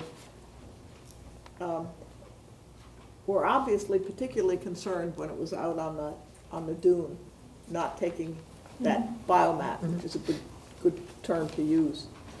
And I would also urge as much as possible to keep that. I mean, you've got to pull out the invasive and the invasive roots, but as much as possible, allow that. It's just a mat, and if you poke a hole, then the roots of whatever you put in will go through that, and that stuff will eventually, Sometimes you just take an decompose. auger and you pop holes with the auger. And once you disturb that soil, you've now created a new habitat for more invasives, which just means more herbicides, more pulling, more everything else. So the less disturbance. That hasn't been our experience. I think when professionally speaking, when you just use an auger and you poke into an existing root mat system of non-native invasives, those. No. We're not saying non-native. We're saying take all the non-native invasives out as much as possible. But It's over 70% non-native invasive. To Well, do with it areas as a that- manual thing, it would take over a month of working at it every day. It's that much. So we're trying to do the most responsible thing to put in restoration plantings that are going to thrive. And in order to thrive, for sure, they need new soil, which we're going to add into each hole. And they need the competition from the more dense root structure of the non-native invasives removed. And I don't want to have a situation where I keep pulling things out and having to use a chemical to kill the root system of a non-native invasive. I mean, it's overly dominant. yeah, I'm just worried about the stability of the soil in another place that's, we all know is really windy. So I think like the point that I'm trying to make, how we do these projects, we remove and we grub out the root system of the non-native invasives, and literally the next day we plant. And then mulch or pine needles, whatever, the board would like. But it's giving the new shrubs and the new plantings a chance to root in and thrive, and especially like in September, when you have warm days and cool nights, and many of your weed seeds from invasive weeds are an annual weed, so they die off by August. They put down their seeds for the following year. It's like growing a new lawn. The best time to grow is the end of August and the beginning of September, so that you don't have that competition from seeds germinating from non-native invasive species. Right, well, anyway, Okay, I have sorry. no, I have no Hopefully other you understand what I questions. was trying to say. Jamie? I have nothing to add. Steve? Nothing. All right. I need a new plan, Barbara. Okay, well.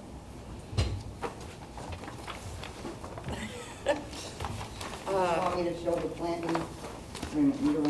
Well, I think we need, You need the cleft removed. we need the plethora removed. I need a, Yeah, I don't know where the clethra came from. you know, Winterberry and plethora. yeah, I need a couple of plant changes. I need you to Show it, just a little path. show around the us just a house. little path around the house and down there. So remove the clethra and the winterberry and show now.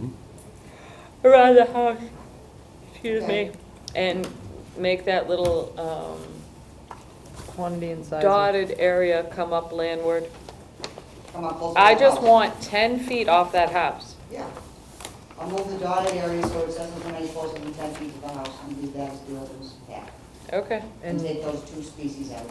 Yeah, and also the size and numbers on the Virginia, the cedar. Yeah, I have 8 to 10 foot juniperis. I have Well, we're not 25 of big- them coming honestly, on. not necessarily We'll big put it on The here. bigger they are, we'd rather have more of them that are small that'll grow in that So like grove. 5 to 6 footers? I mean, I already have an established grove, so I was going, you know, like the good, strong 8-foot size.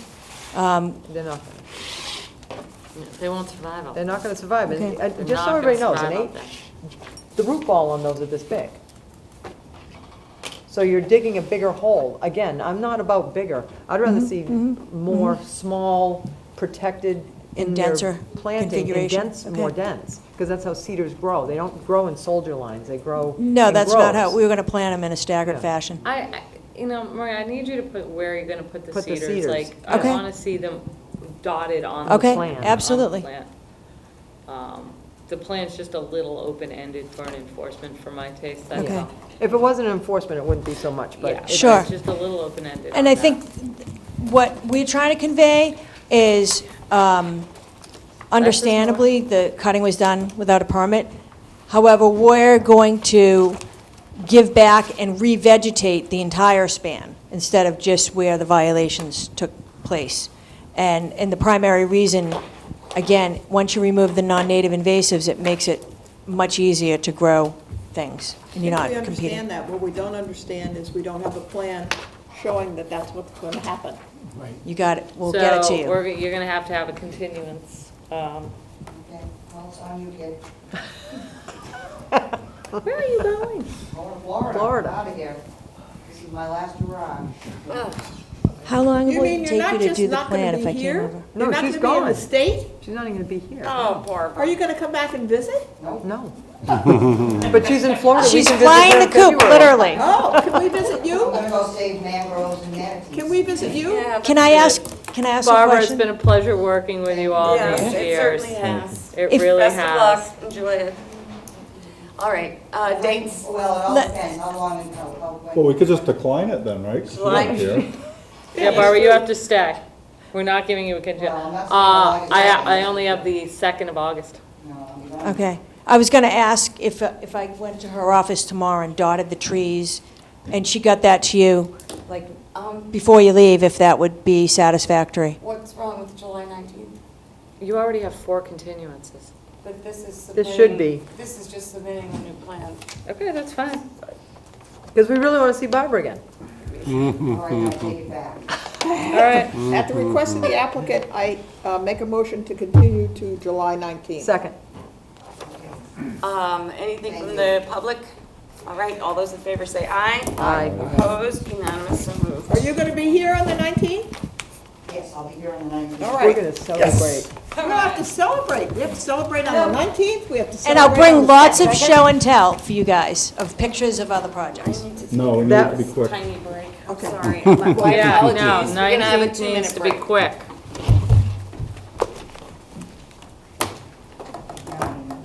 Here, Betsy. I hate to tell the rest of you.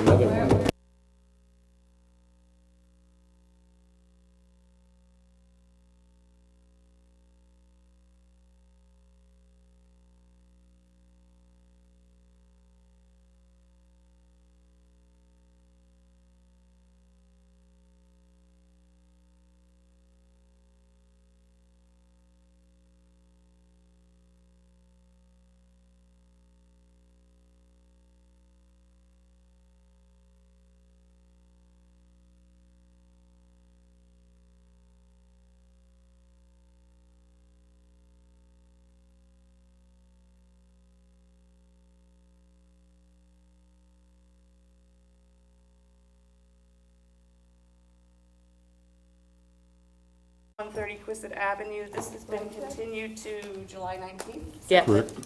All right. All right, wait, I have to look at Carrie Lane.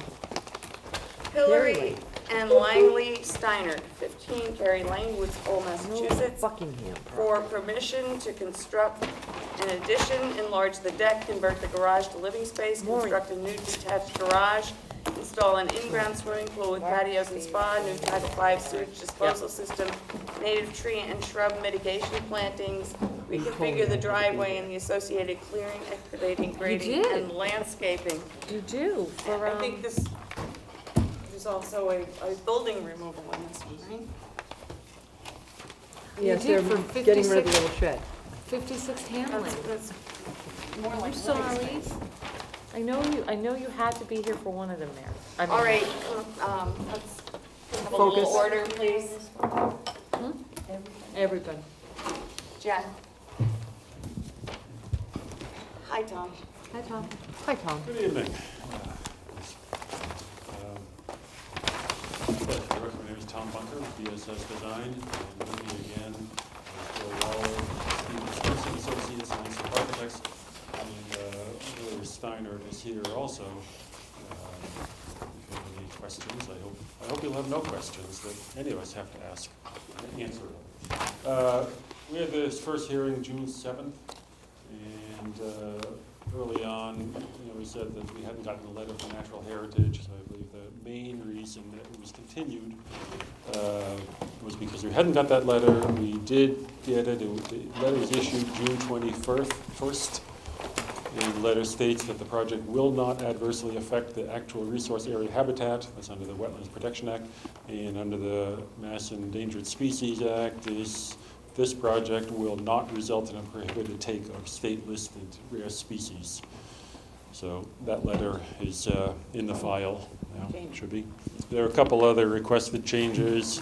One, I had inadvertently left off the Falmouth, the 25-foot Falmouth wetland regulations velocity zone on the FEMA velocity zone coming in from Buzzards Bay, and that has been added to the plan all the way along here. It barely reaches onto the pavement on Carey Lane in a couple places. Otherwise, it's on the far side of Carey Lane from our site. Added a note regarding the elevations and contours of this. There's elevations on this plan based on the NAVD, North American Vertical Datum of 1988. One question was that if we could mark the trees which were to be removed and stayed, I think, retained mainly in this area up here, which is west of the pool. There was some grading and some tree clearing in there. Is fairly thick. Maybe we both got poison ivy when we were in there, but Joe and I went out together and we marked the trees for you. We actually made a couple changes. There were a couple trees that we decided could remain and maybe some that come out. We also added some notes, identified some areas of native. Yes. What plan do you have there? And do we have a copy of it? Yes. This is our plan. Revised. Revision June 21st. That's what I have. Yes, May 16th is the old one and June 21st is the new one. Sorry, Tom, go ahead. Added some notes up. I guess what's on the existing conditions. The existing conditions and demolition, where we say to remove all the trees marked to be removed and to protect the ones to be protected, and then added some notes. There are some little populations of smaller, mainly oak saplings along Carey Lane and that place which we have marked to remain. We also identified a few trees that were mislabeled. I think there was an oak labeled as a cedar tree and some sassafras and whatever. So we've corrected all of the any mislabelings in there we could find. Actually, also on the driveway side, there were a number of cypress, and there were, I think, a couple cedars, which I had labeled cypress, and maybe vice versa, and a couple of dead oak trees, which I've now identified as dead, to be removed. Labeled dead. You wanted to see the fence line heavier, and that you have. We actually also changed the location of the fence line in this location above Quistit Harbor Road. The fence line had gone and run right along the top of the bank in an arc like this. It has been pulled back closer to the house, and in this area it runs in a straight line across here and over to the driveway. So that fence line was changed and made a little heavier. And the last, Courtney's not here, but he wanted information on the paving material, the Rice Krispies mix driveway. And now we brought some copies over, and I don't know if They were emailed to them. emailed, Yeah. that the whole package was emailed Yeah. on that too. So those are the changes, the requested changes as I took down in my notes. If you have questions, or maybe Joe has a couple things, but we'll take questions. All right, Jen? No. Okay, Steve? No, thank you for making the changes and describing this porous material for, I think it really makes an impact on the impervious condition at the site. And that was all I have. All right, Jamie? Just curious, what's the maximum slope you can use on that, the material you're using for the driveway? Do you know that, Joe? Off the top of my head, I think I'm it's on sorry, seats. yes, Yeah, Steve. sorry. Joe Waller with Stephen Simpson Associates. I don't think we exceed 10% on the driveway slope, which is less than the current drive's slope. But do you know what the max is on that material? I would say the maximum is 10%. Thanks. All right, thank you. Mark? No comments.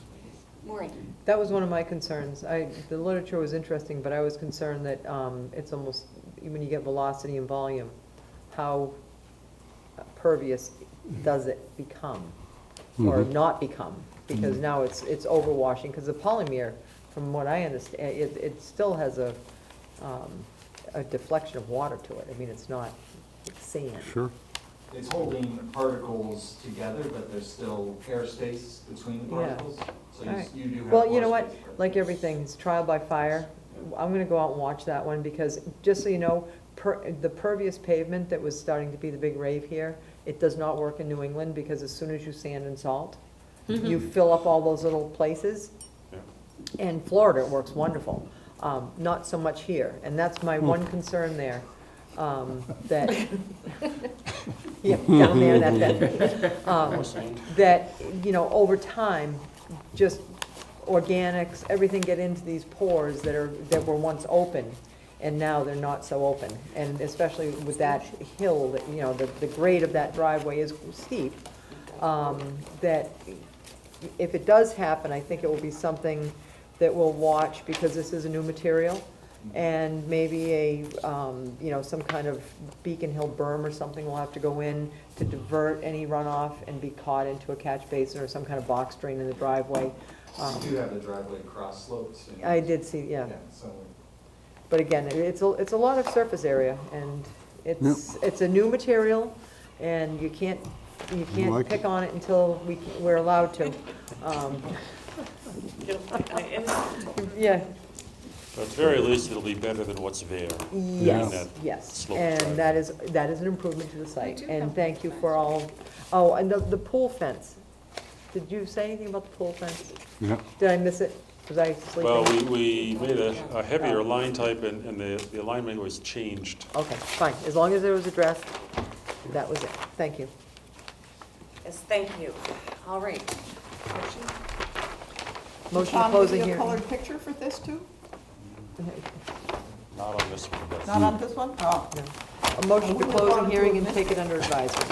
Sorry, you're out of order. All right, we have a motion and a second. Anything from the public? All right, Jamie did. All those in favor say aye. Aye. Opposed, unanimous. So What was the moved. motion? Thank you. See you all next week. See you, Betsy. Week after. I'll see you next No, week. the week after, 7/19? Yeah. No, next week we don't. Mark Romaine, 45 Toby Lane, 7/12. East Falmouth, Massachusetts. So, yeah, 18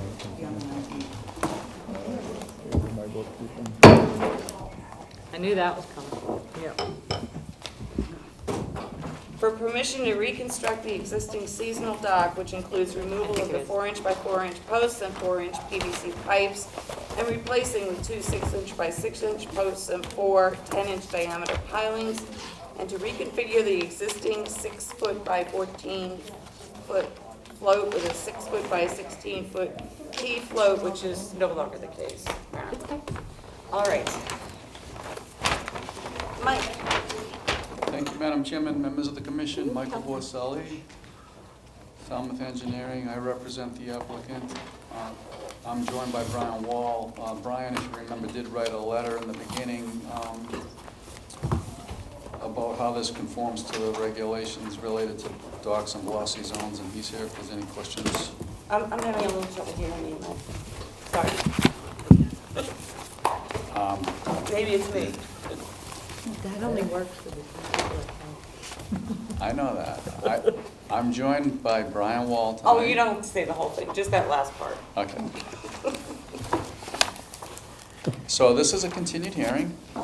At the last meeting, there were some questions, comments, concerns. We continued the hearing, we made revisions, and I actually submitted a letter dated June 21st. I hope you'll have it because it goes through in detail what we did, and I believe it addresses all your concerns. I'm not going to read it verbatim, but I'm going to touch on the high points if I could. The revisions first, the 25-foot Falmouth velocity zone line wasn't clear. We labeled it in a couple of different places to make sure it was clear on the plan where that was.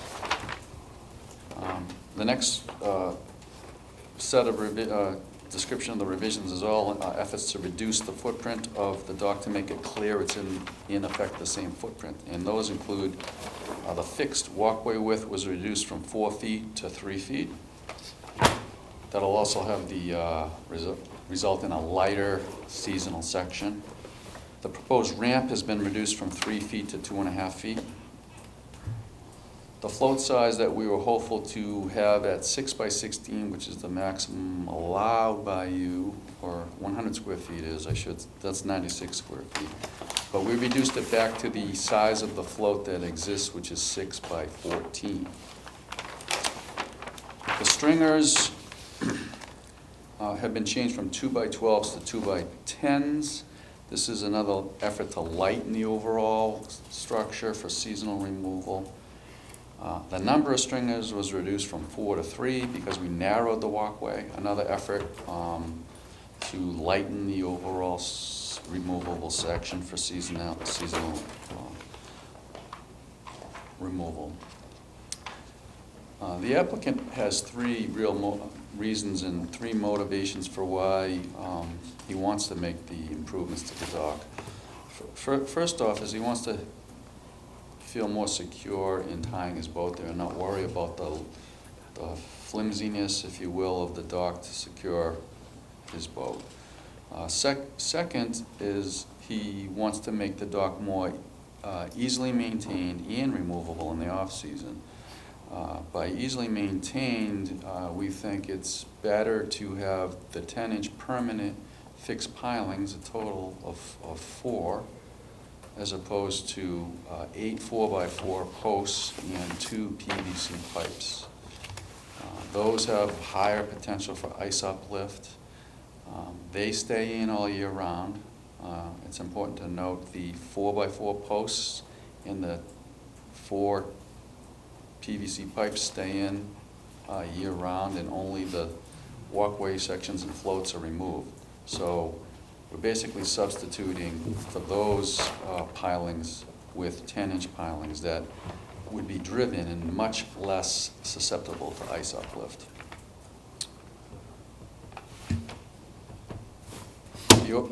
The things I just described are basically efforts to lighten the whole structure, but also make it more resilient when it is in the water. And third, there's significant environmental benefits to making these changes. First, the fixed walkway, which is now not elevated, and it's very low to the salt marsh. It doesn't allow for public access. The new walkway will be elevated, and it'll provide the clearances required.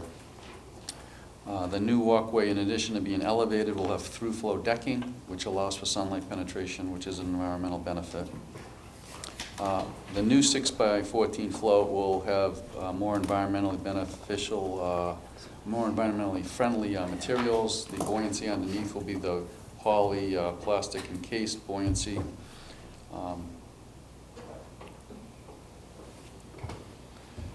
And this is very important. The new float is proposed to be adjusted so that it's parallel to shore instead of perpendicular, which is your preferred way of orienting docks. You prefer T's. This has the benefit of putting it in deeper water, and it also has the benefit of the boat being tied in deeper water. So the potential for the keel to ground out, which can happen on some tides, is eliminated.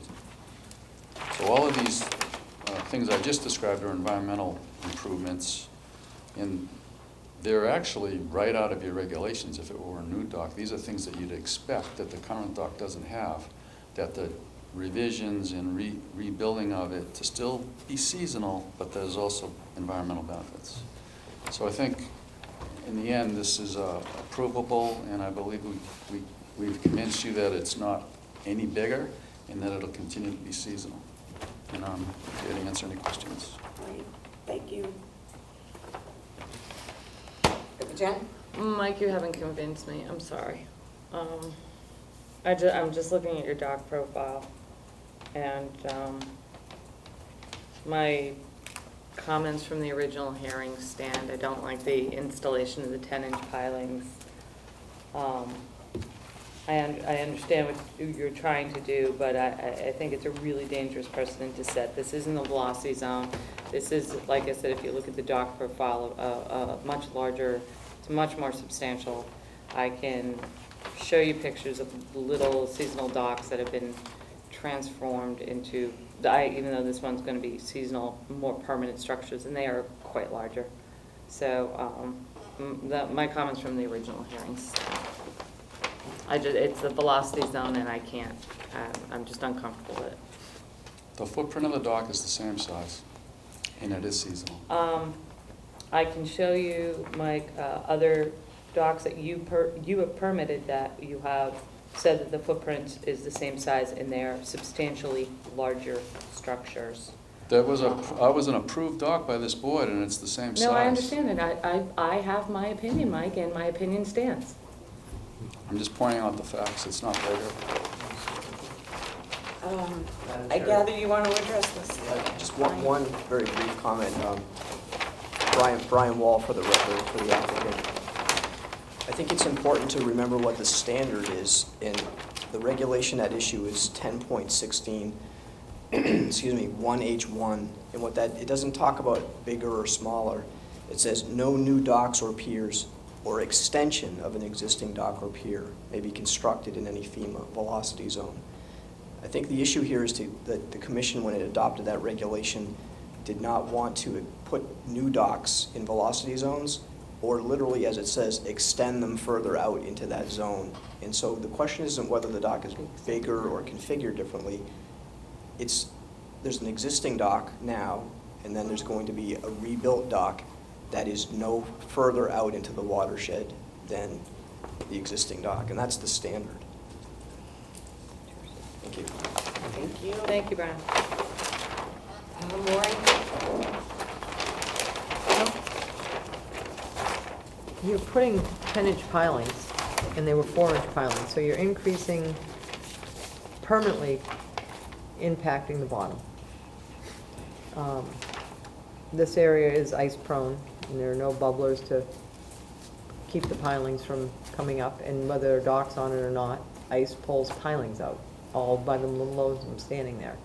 I have to agree with Jen. This is, it appears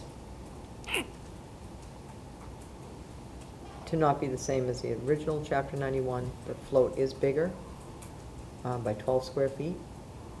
Am I mistaken? Is that It's how in much the it is? same footprint. The overall size of the dock is not bigger. Well, I'm looking at the plan that says that it was a 14 by 6, and now it's 16 by 6. How could it be the same? No, he's gone back on that. I revised it to the same Oh. size. That was Okay. something I'm that was sorry. requested at the last hearing. Okay. And then the next question I have is the elevation of that. To keep the lower profile, why can't you put the steps over? Well, the steps over would then probably be in the salt marsh, and Yeah, that true. would be frowned Well, the upon. people walking to get access are already on the salt marsh. I'm just telling you Yeah. what the benefit is, which Yeah. is a requirement of Chapter 91 for new docks, which is Okay. public access, and we're trying, it also has the benefit of adding more sunlight, so it's clearly a better Okay. situation All than right, I'm all set. Mark? Well, I have a couple of comments. First of all, I think Mr. Porcelli is going out of his way to make this sound like a seasonal dock, which I think personally is outrageous. I think not having railings on it and going to smaller scantlings for the dock is just crazy. I don't know why you do it. It doesn't make it any less seasonal to me, and it makes it less safe. So I think if the regs require you to do that, the regs ought to be fixed. Dock, I mean, this thing is 5 feet up, it ought to have a railing. And I think if we had forced them not to have a railing, that would be crazy of us. As far as the pilings. It does have a railing, Mark.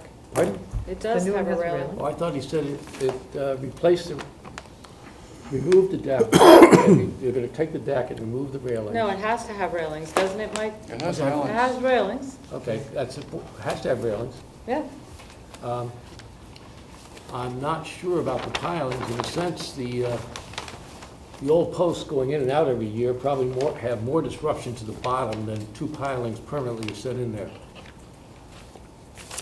So in that sense, the pilings may be a better solution. As far as ice, well, hell, I've seen pilings get jacked out, and that's a problem. And that's, if you're worried about the pilings getting loose, that's a legitimate concern. I believe the dock is essentially the same as it was before in terms of scale.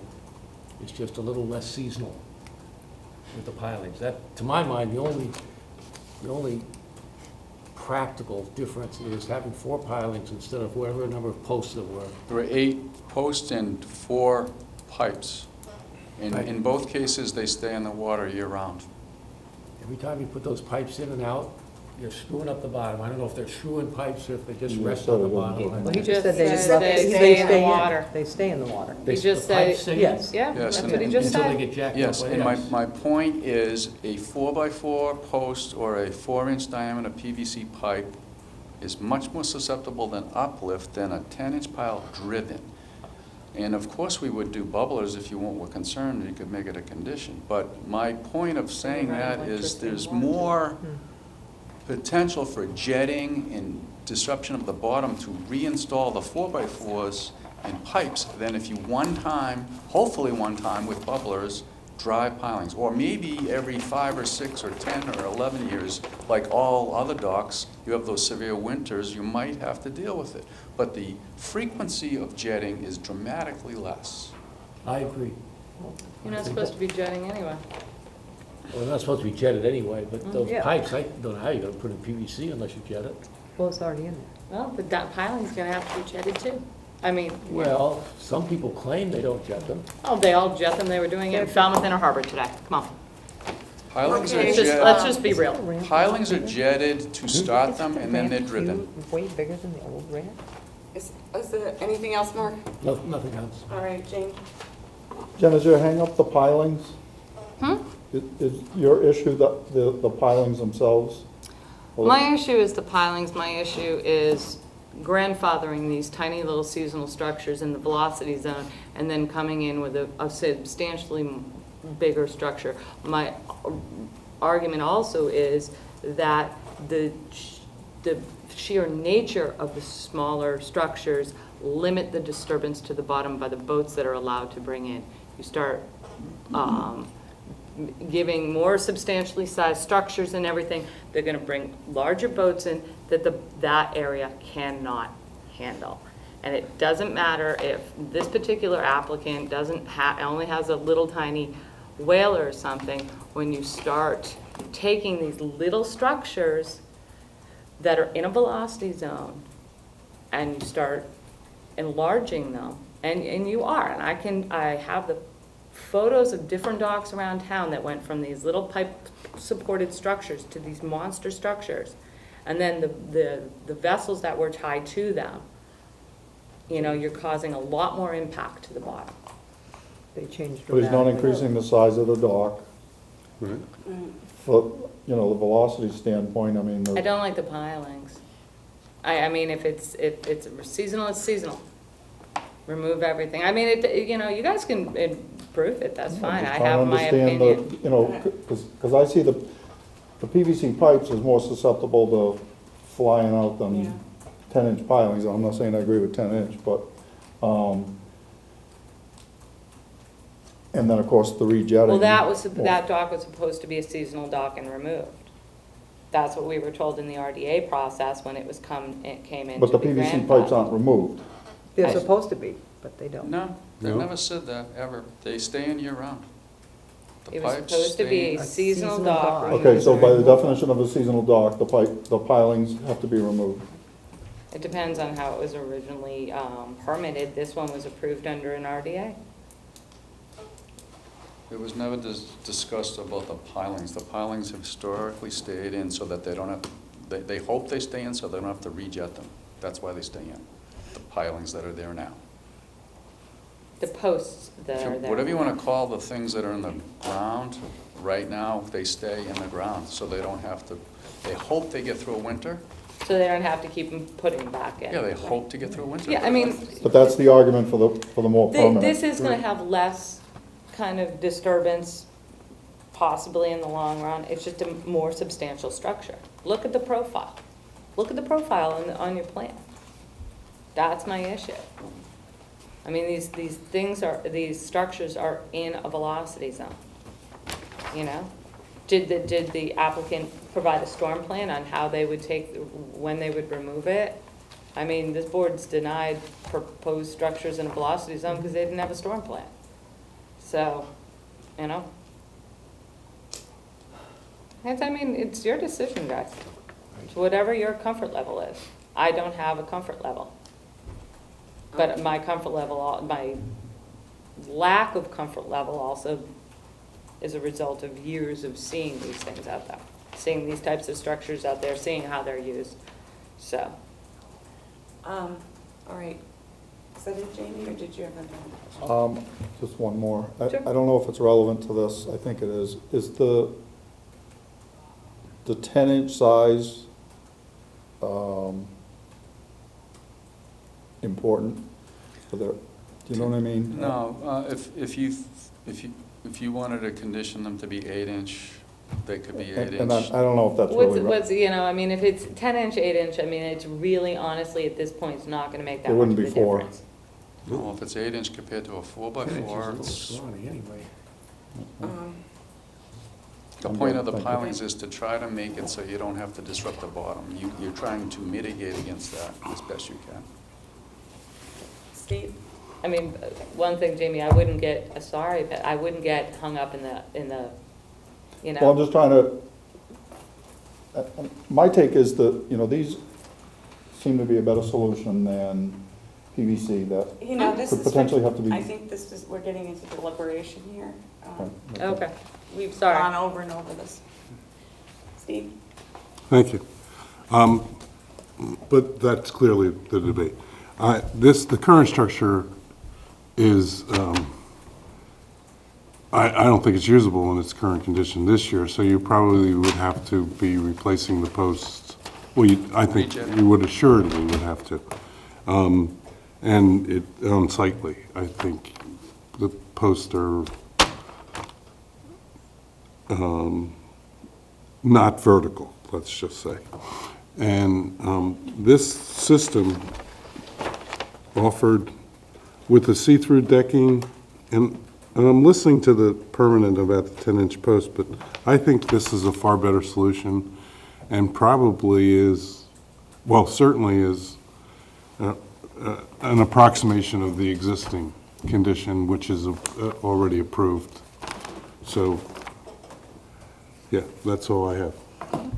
All right, I would just add, I don't know if you ever calculated the difference in area in the two systems. I come up with an increase of 31.25 square feet. What did you I'm get? just throwing that in there for the record. What was the 31.25 square feet increase. And I heard Mr. Wall, he believes that, you know, size isn't the issue according to our regulations, but I'm just saying. You haven't calculated that. I made it by my sizing. If you look We're at talking about the posts. Oh, the posts. Yeah. Well, yeah, they're Okay. adding square footage just to make it more Right, resilient. okay. It's, all right.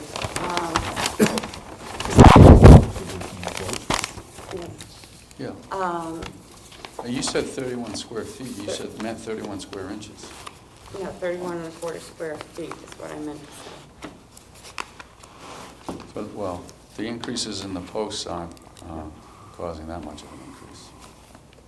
Well, that's one reason I asked you if you've done it, but I mean, I have my. I didn't measure I I didn't measure the size of a 10-inch piling driven into the mud as opposed to a 4x4. I didn't do that calculation. Right, okay, that's the calculation I'm talking about. Okay.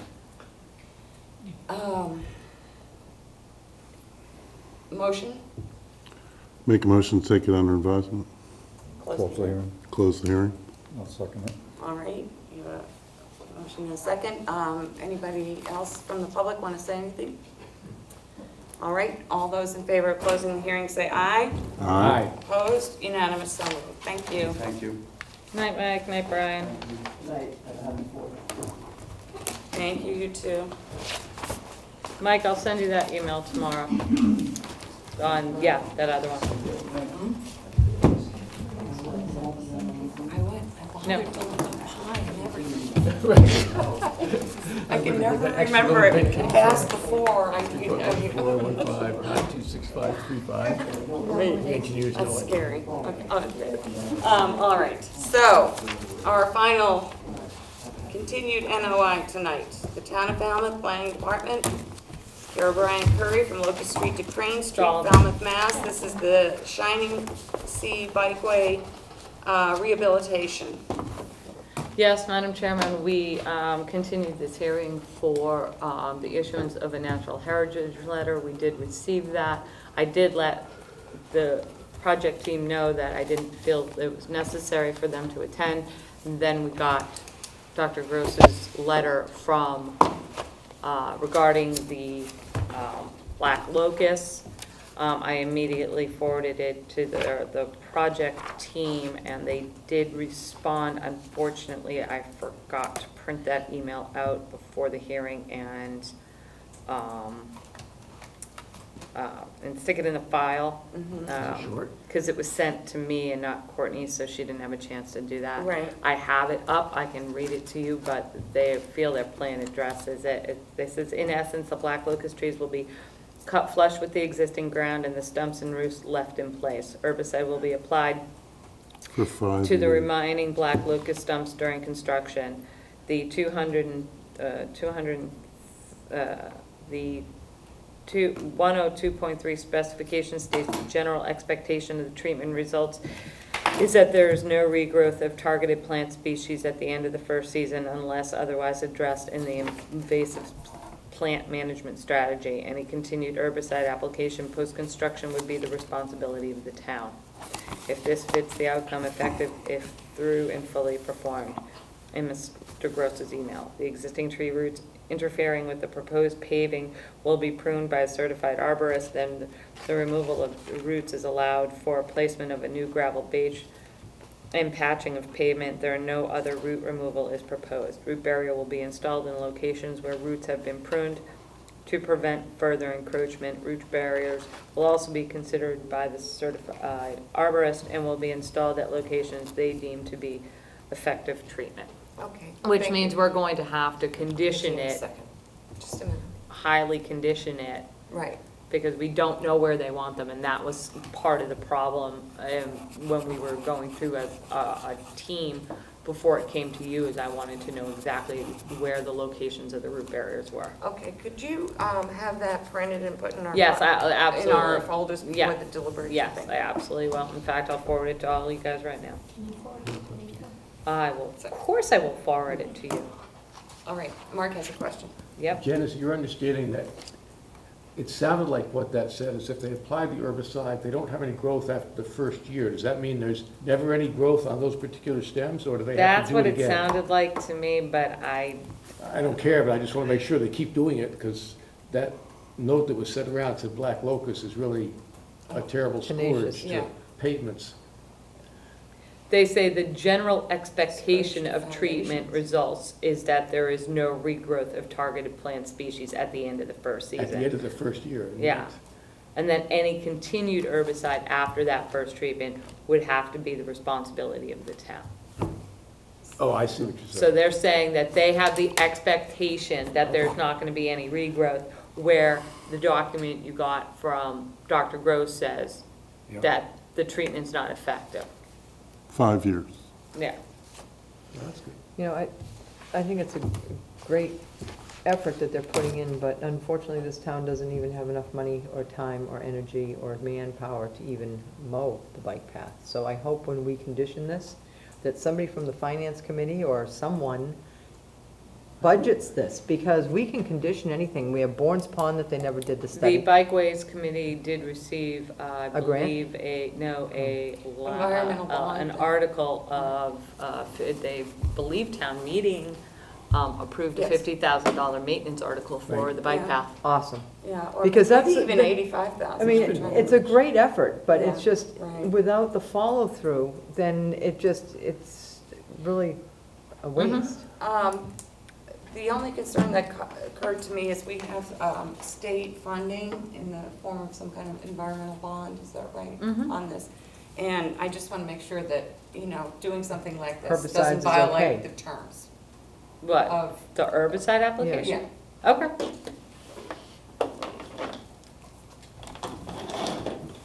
I'll ask Brian that. It's worth checking, I think. Yeah. Yeah. It would null and void it. Right. You know, you never know. And it was for a lot of money. I mean, Yeah. Yes. And I mean, it is in wetlands. I mean, it's, Yeah. I can't imagine it would, but it ought to be Right, checked. right. Okay, anything, so,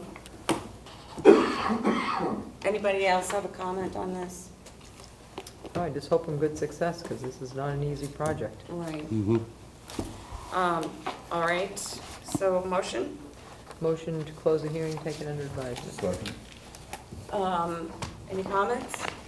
All those in favor say aye. Aye. Aye. Opposed, unanimous, so moved. It should be in your packets, or Courtney will email it to you tomorrow. I just emailed it to her. For some Okay. reason, I can't email the board. Great, thank you. Does All right, herbicide, now we've so got. your question is, does herbicide affect the environmental bond bill? Yeah, is it just, is there any, you know, anything in the terms of that bond bill? Huh. But, you It's know, an interesting, yeah. that we would be in violation of. We Yep. don't want that. All right. Madam Chairman, can we take the last item? Yes, Under order of we conditions, can, out of orders, we please. can, I understand. Although it would really be nice to keep her here as much as possible. We love you, Barbara. I have no idea. All right, so I know we're I was here. taking- We need a motion for this? No, just take that All one. right. 2 Silver Beach, Lund.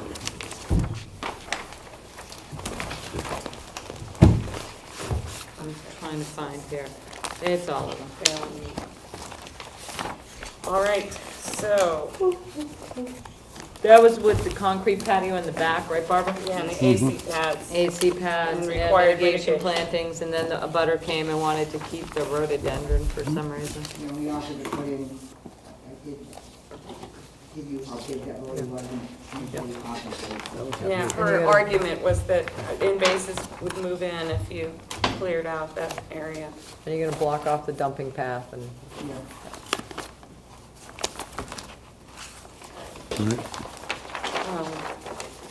So, pretty simple. This one was very simple. Very simple.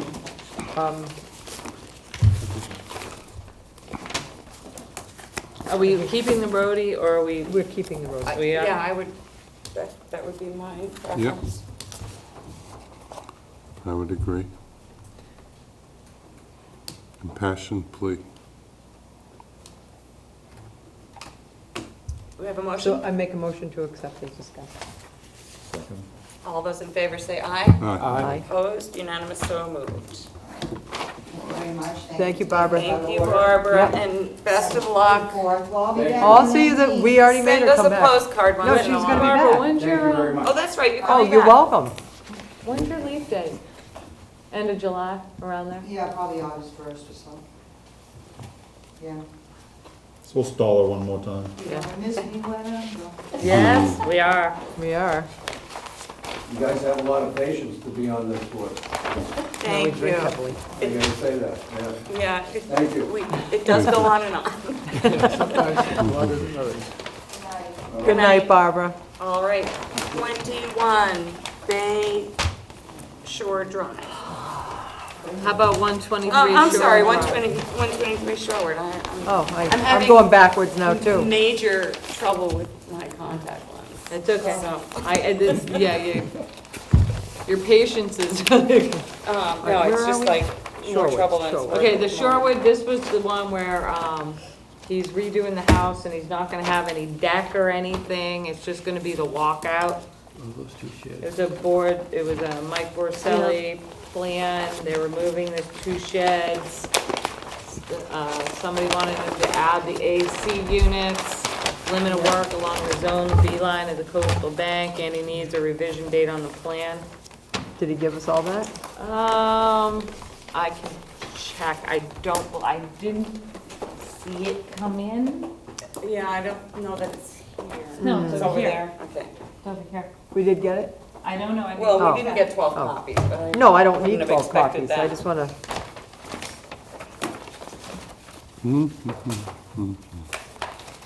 Shed stuff trailer. I Yeah. have findings of no deck, patio, et cetera, in the future, buffer planting and grass. Right.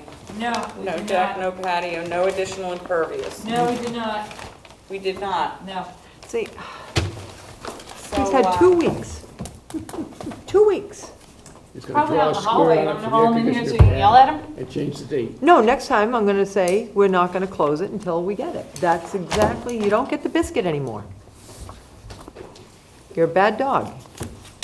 So we're stuck, right? We can't put this off anymore. No, of course not. That's what happens. Um, Raoul will find out. yeah. All right, All right, so I need I'll have to chew them out. revised plan with AC, And there was no outdoor shower, we asked them that. mitigation plantings for the AC. Yeah, funny, huh? And no building permit will be issued until that revised plan is, because we can hold them. Limit of Yes. work along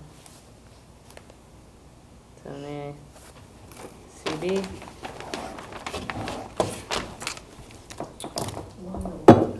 Coastal Bank. Wouldn't you like that? CB?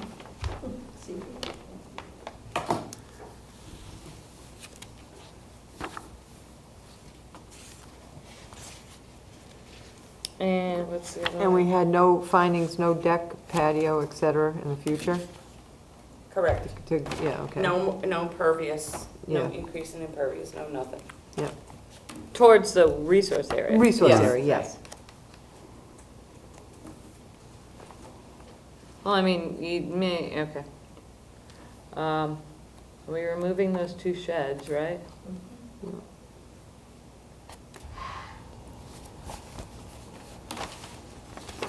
Why doesn't it have that in the other one?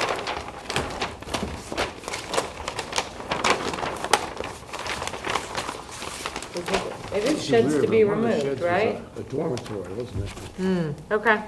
it looked like it. Yeah. Summer housing. Okay, are we set on this one? Yep.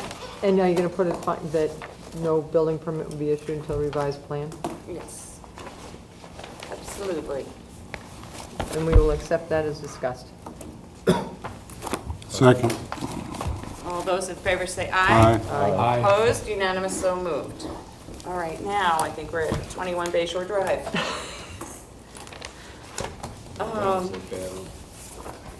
So, That's one where they were hacking, Steve noticed they were hacking on the bank. Yeah. Yep, do. oh, this is the one, they needed 3 septic variances. Did they get that? I mean, They were gonna move the tree over from where they had it smooshed over to the side to closer to the road. Do I remember that correctly? I think Yep, I move do. cedar, yep, move cedar. Yeah.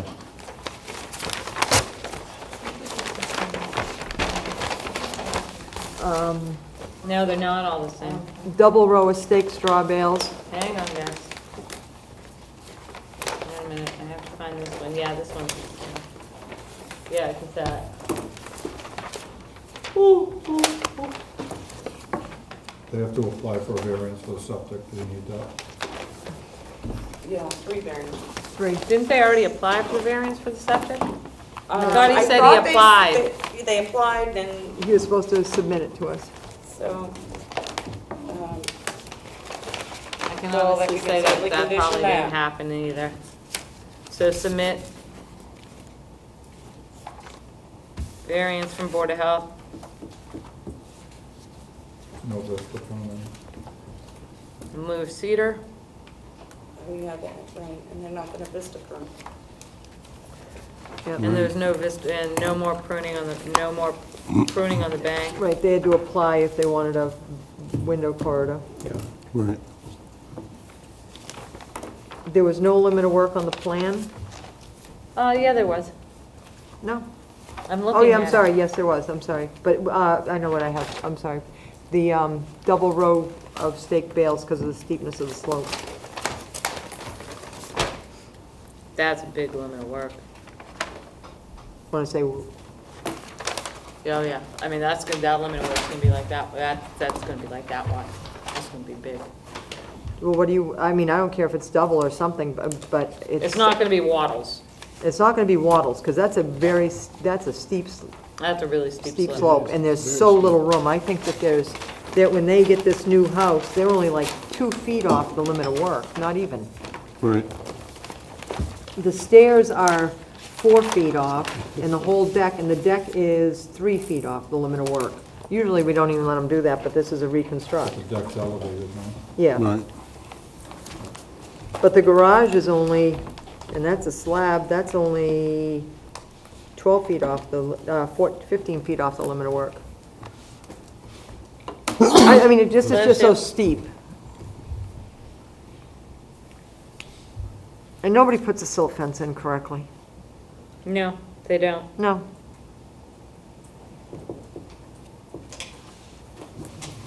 Kinda like people don't yield anymore. Because Okay. there's 40 inches of trees being cut down, right? Mm-hmm. And we got, what, 4 cedars? Mm-hmm. Not counting what we've done in the hill, which I guess they can't They- refurbish in any way. No, They but just hopefully something will ruined regrow. the hill. Yes, they did. I mean, 40 inches and you got 2 to 6 foot tall eastern red cedars, which are about this big around. Right, yeah. About as big as your wrist. They're probably treated so they don't grow. Not that there's a ton of room on that Some lot. people willingly sit at home and watch this. So I hear. So what's the upshot So I here? hear. I don't know, I just think we should, I mean, maybe even, not so much cedar trees, but maybe just some bayberry or something to, along that limit of work, to maybe have a limit of work after they're done, that when they pull that straw bale up, there's gonna be nothing there. Right.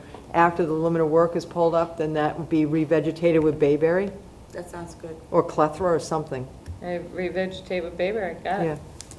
What, should, like 3 Along foot the limit centers of or work. something? Yeah, staggered in a row. Identify what it Yeah. is, so they know, they don't just put 2 and say, Yeah. well, done. And that way they're gonna revegetate where that straw bale is gonna be for long enough to kill whatever's there. Right. and then we get at least some delineated line. We used to do that a line of bayberry just be put along so people would, instead of the fence. Uh-huh. And that's all I had on my notes. And there was no AC or shower on this. Correct. So it should make sure that's a finding that there is no AC or shower. Oh, and the cesspools need to be located and pumped. I couldn't find it. I know, it has to be located and pumped, because what happens lots of times is they continue to use them. Oh. And you know, a lot of people put dry wells into them, and then that nitrogen that's been sitting there for 100 years just keeps leaching out. Somebody make a motion, please. And I could make a motion to accept them as discussed. Second. All those I'm in having favor a- say aye. Aye. Opposed, unanimous, so moved. Parcel 12, Thomas Landers Road, East Falmouth, the Cape Cod Camping Club. That's the replanting plan. Yep. It's all, That's our, that was kind of all worked out yeah. Yes, in Tom B? advance, so Yeah. shouldn't be much to say. Nope, I don't even think I have a note on mine, to be No, honest. I They don't did a either. nice job. Okay, Oh, motion? plantings to be outside of drip edge, whatever that Yeah. means. I don't know why I wrote that down, but Motion to accept. second. All those in favor say aye. Aye. Opposed, unanimous, so moved. 56 Hamlin Avenue. This is the one I needed you for, I Maury. know, I was just needed, I know. Maury, Mary, Jamie, Steve. Mark, you're out of this one. That's the rebuild of the house, the one where they moved the wetland line for us, they redid their mitigation plantings, and they have that really dead tree right at their fence that Mark told them they could take down like 5 years ago. So, And the only thing that I had on mine was no plantings under the drip line of the trees and not weed control. Did he bring us a revised plan for the, The dry wells. for the dry wells and anything over 2-inch DBH? I don't, I'd have to go check. I think he did, because I'm looking at the old, on the revision, relabeled Looking at trees. something. Yes, he did. Yeah. He did. And I'm gonna allow them to remove the tree if they want. I mean, it's a cool tree, I'd leave it there for woodpeckers, but. See, he gave us a revised plan. It's fine. Tom is so good. Yeah. Tom's a good egg. So, we accept as discussed? Second. All those in favor say aye. Aye. Opposed, unanimous, so moved. 20 Circle Road, Point. 20 Circle was the raise and rebuild and all of that mitigation planting because they were relocating the driveway. By blue flags. Yep.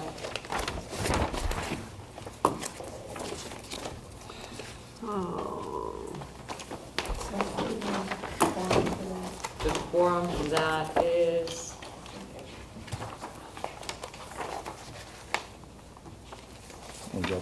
Steve, Jamie, Mary, Maury. Not Mark, sorry, Mark. And the only thing I had on my plan was bounds to mark planting delineation for no further cutting. So, I don't know what you want to do. do, usually it's split and rail or whatever. I'd do a single rail. Single rail. And then, the existing trees and blue flaxes plan, she had all the plants underneath the existing trees for the root systems. I don't know what anybody felt about that, I guess we're just gonna let it, see what happens. I mean, if We have to seems- stop allowing it, that's all. With these, if when you start grubbing in these roots, I mean, you just listen to Marie Hickey, you dig these holes around the roots, it's just not good for them. That's why they do it, because it kills them, and then they can get them all out. And tree fallbacks is a safety problem. Yeah. I don't know. You want me to have her move them beyond the drip line? Well, the only thing that, again, you can go to is Yeah, go we should put smaller 'em- instead of You know, so you're digging a hole this big and not a 3-gallon hole in the root system. I really think, and I really do, but we're just so busy this summer, I We have really to- do want to bring these guys in and have them We do. show you before and after. Yeah. Mhm. Because it really, they do a good job out there, they really do. And I think it's important for you guys to have a comfort level with them all. And the ones I've identified to bring in are Jen, although Jen and her new company only have projects that she did down Cape, so it's not like Falmouth specific, but I told her that was okay. It's Teresa's got some beautiful projects, Maria's got some beautiful projects, and Wilkinson, and I really think Yeah. that you guys will be surprised, pleasantly surprised. Good. I really do. Well, I think because we've been burnt so many times over the years by, like, bad stuff. Oh, That you- hey, I get it. I get it. All right, and I think sometime we're just going to need to have a hearing that's not anything on it except this, a type of discussion for some of our issues that we keep coming up with. Okay, that's a And separate I know, matter. I just had to throw it in. Other than that, Right, that's all I single rail had. fence, what else, guys? Bounce mark, move driveway over that, we did, they did that.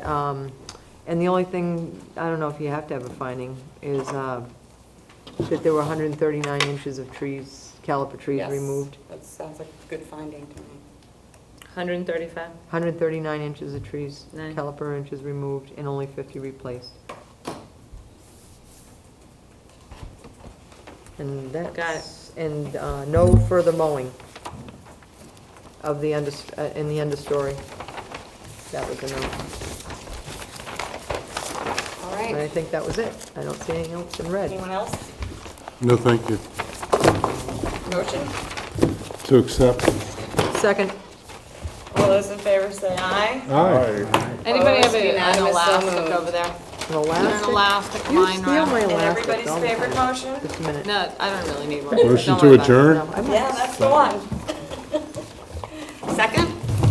Second. All right. All those in favor say aye. Aye. Aye. Here you go, Jen. Is that Unanimous. big enough?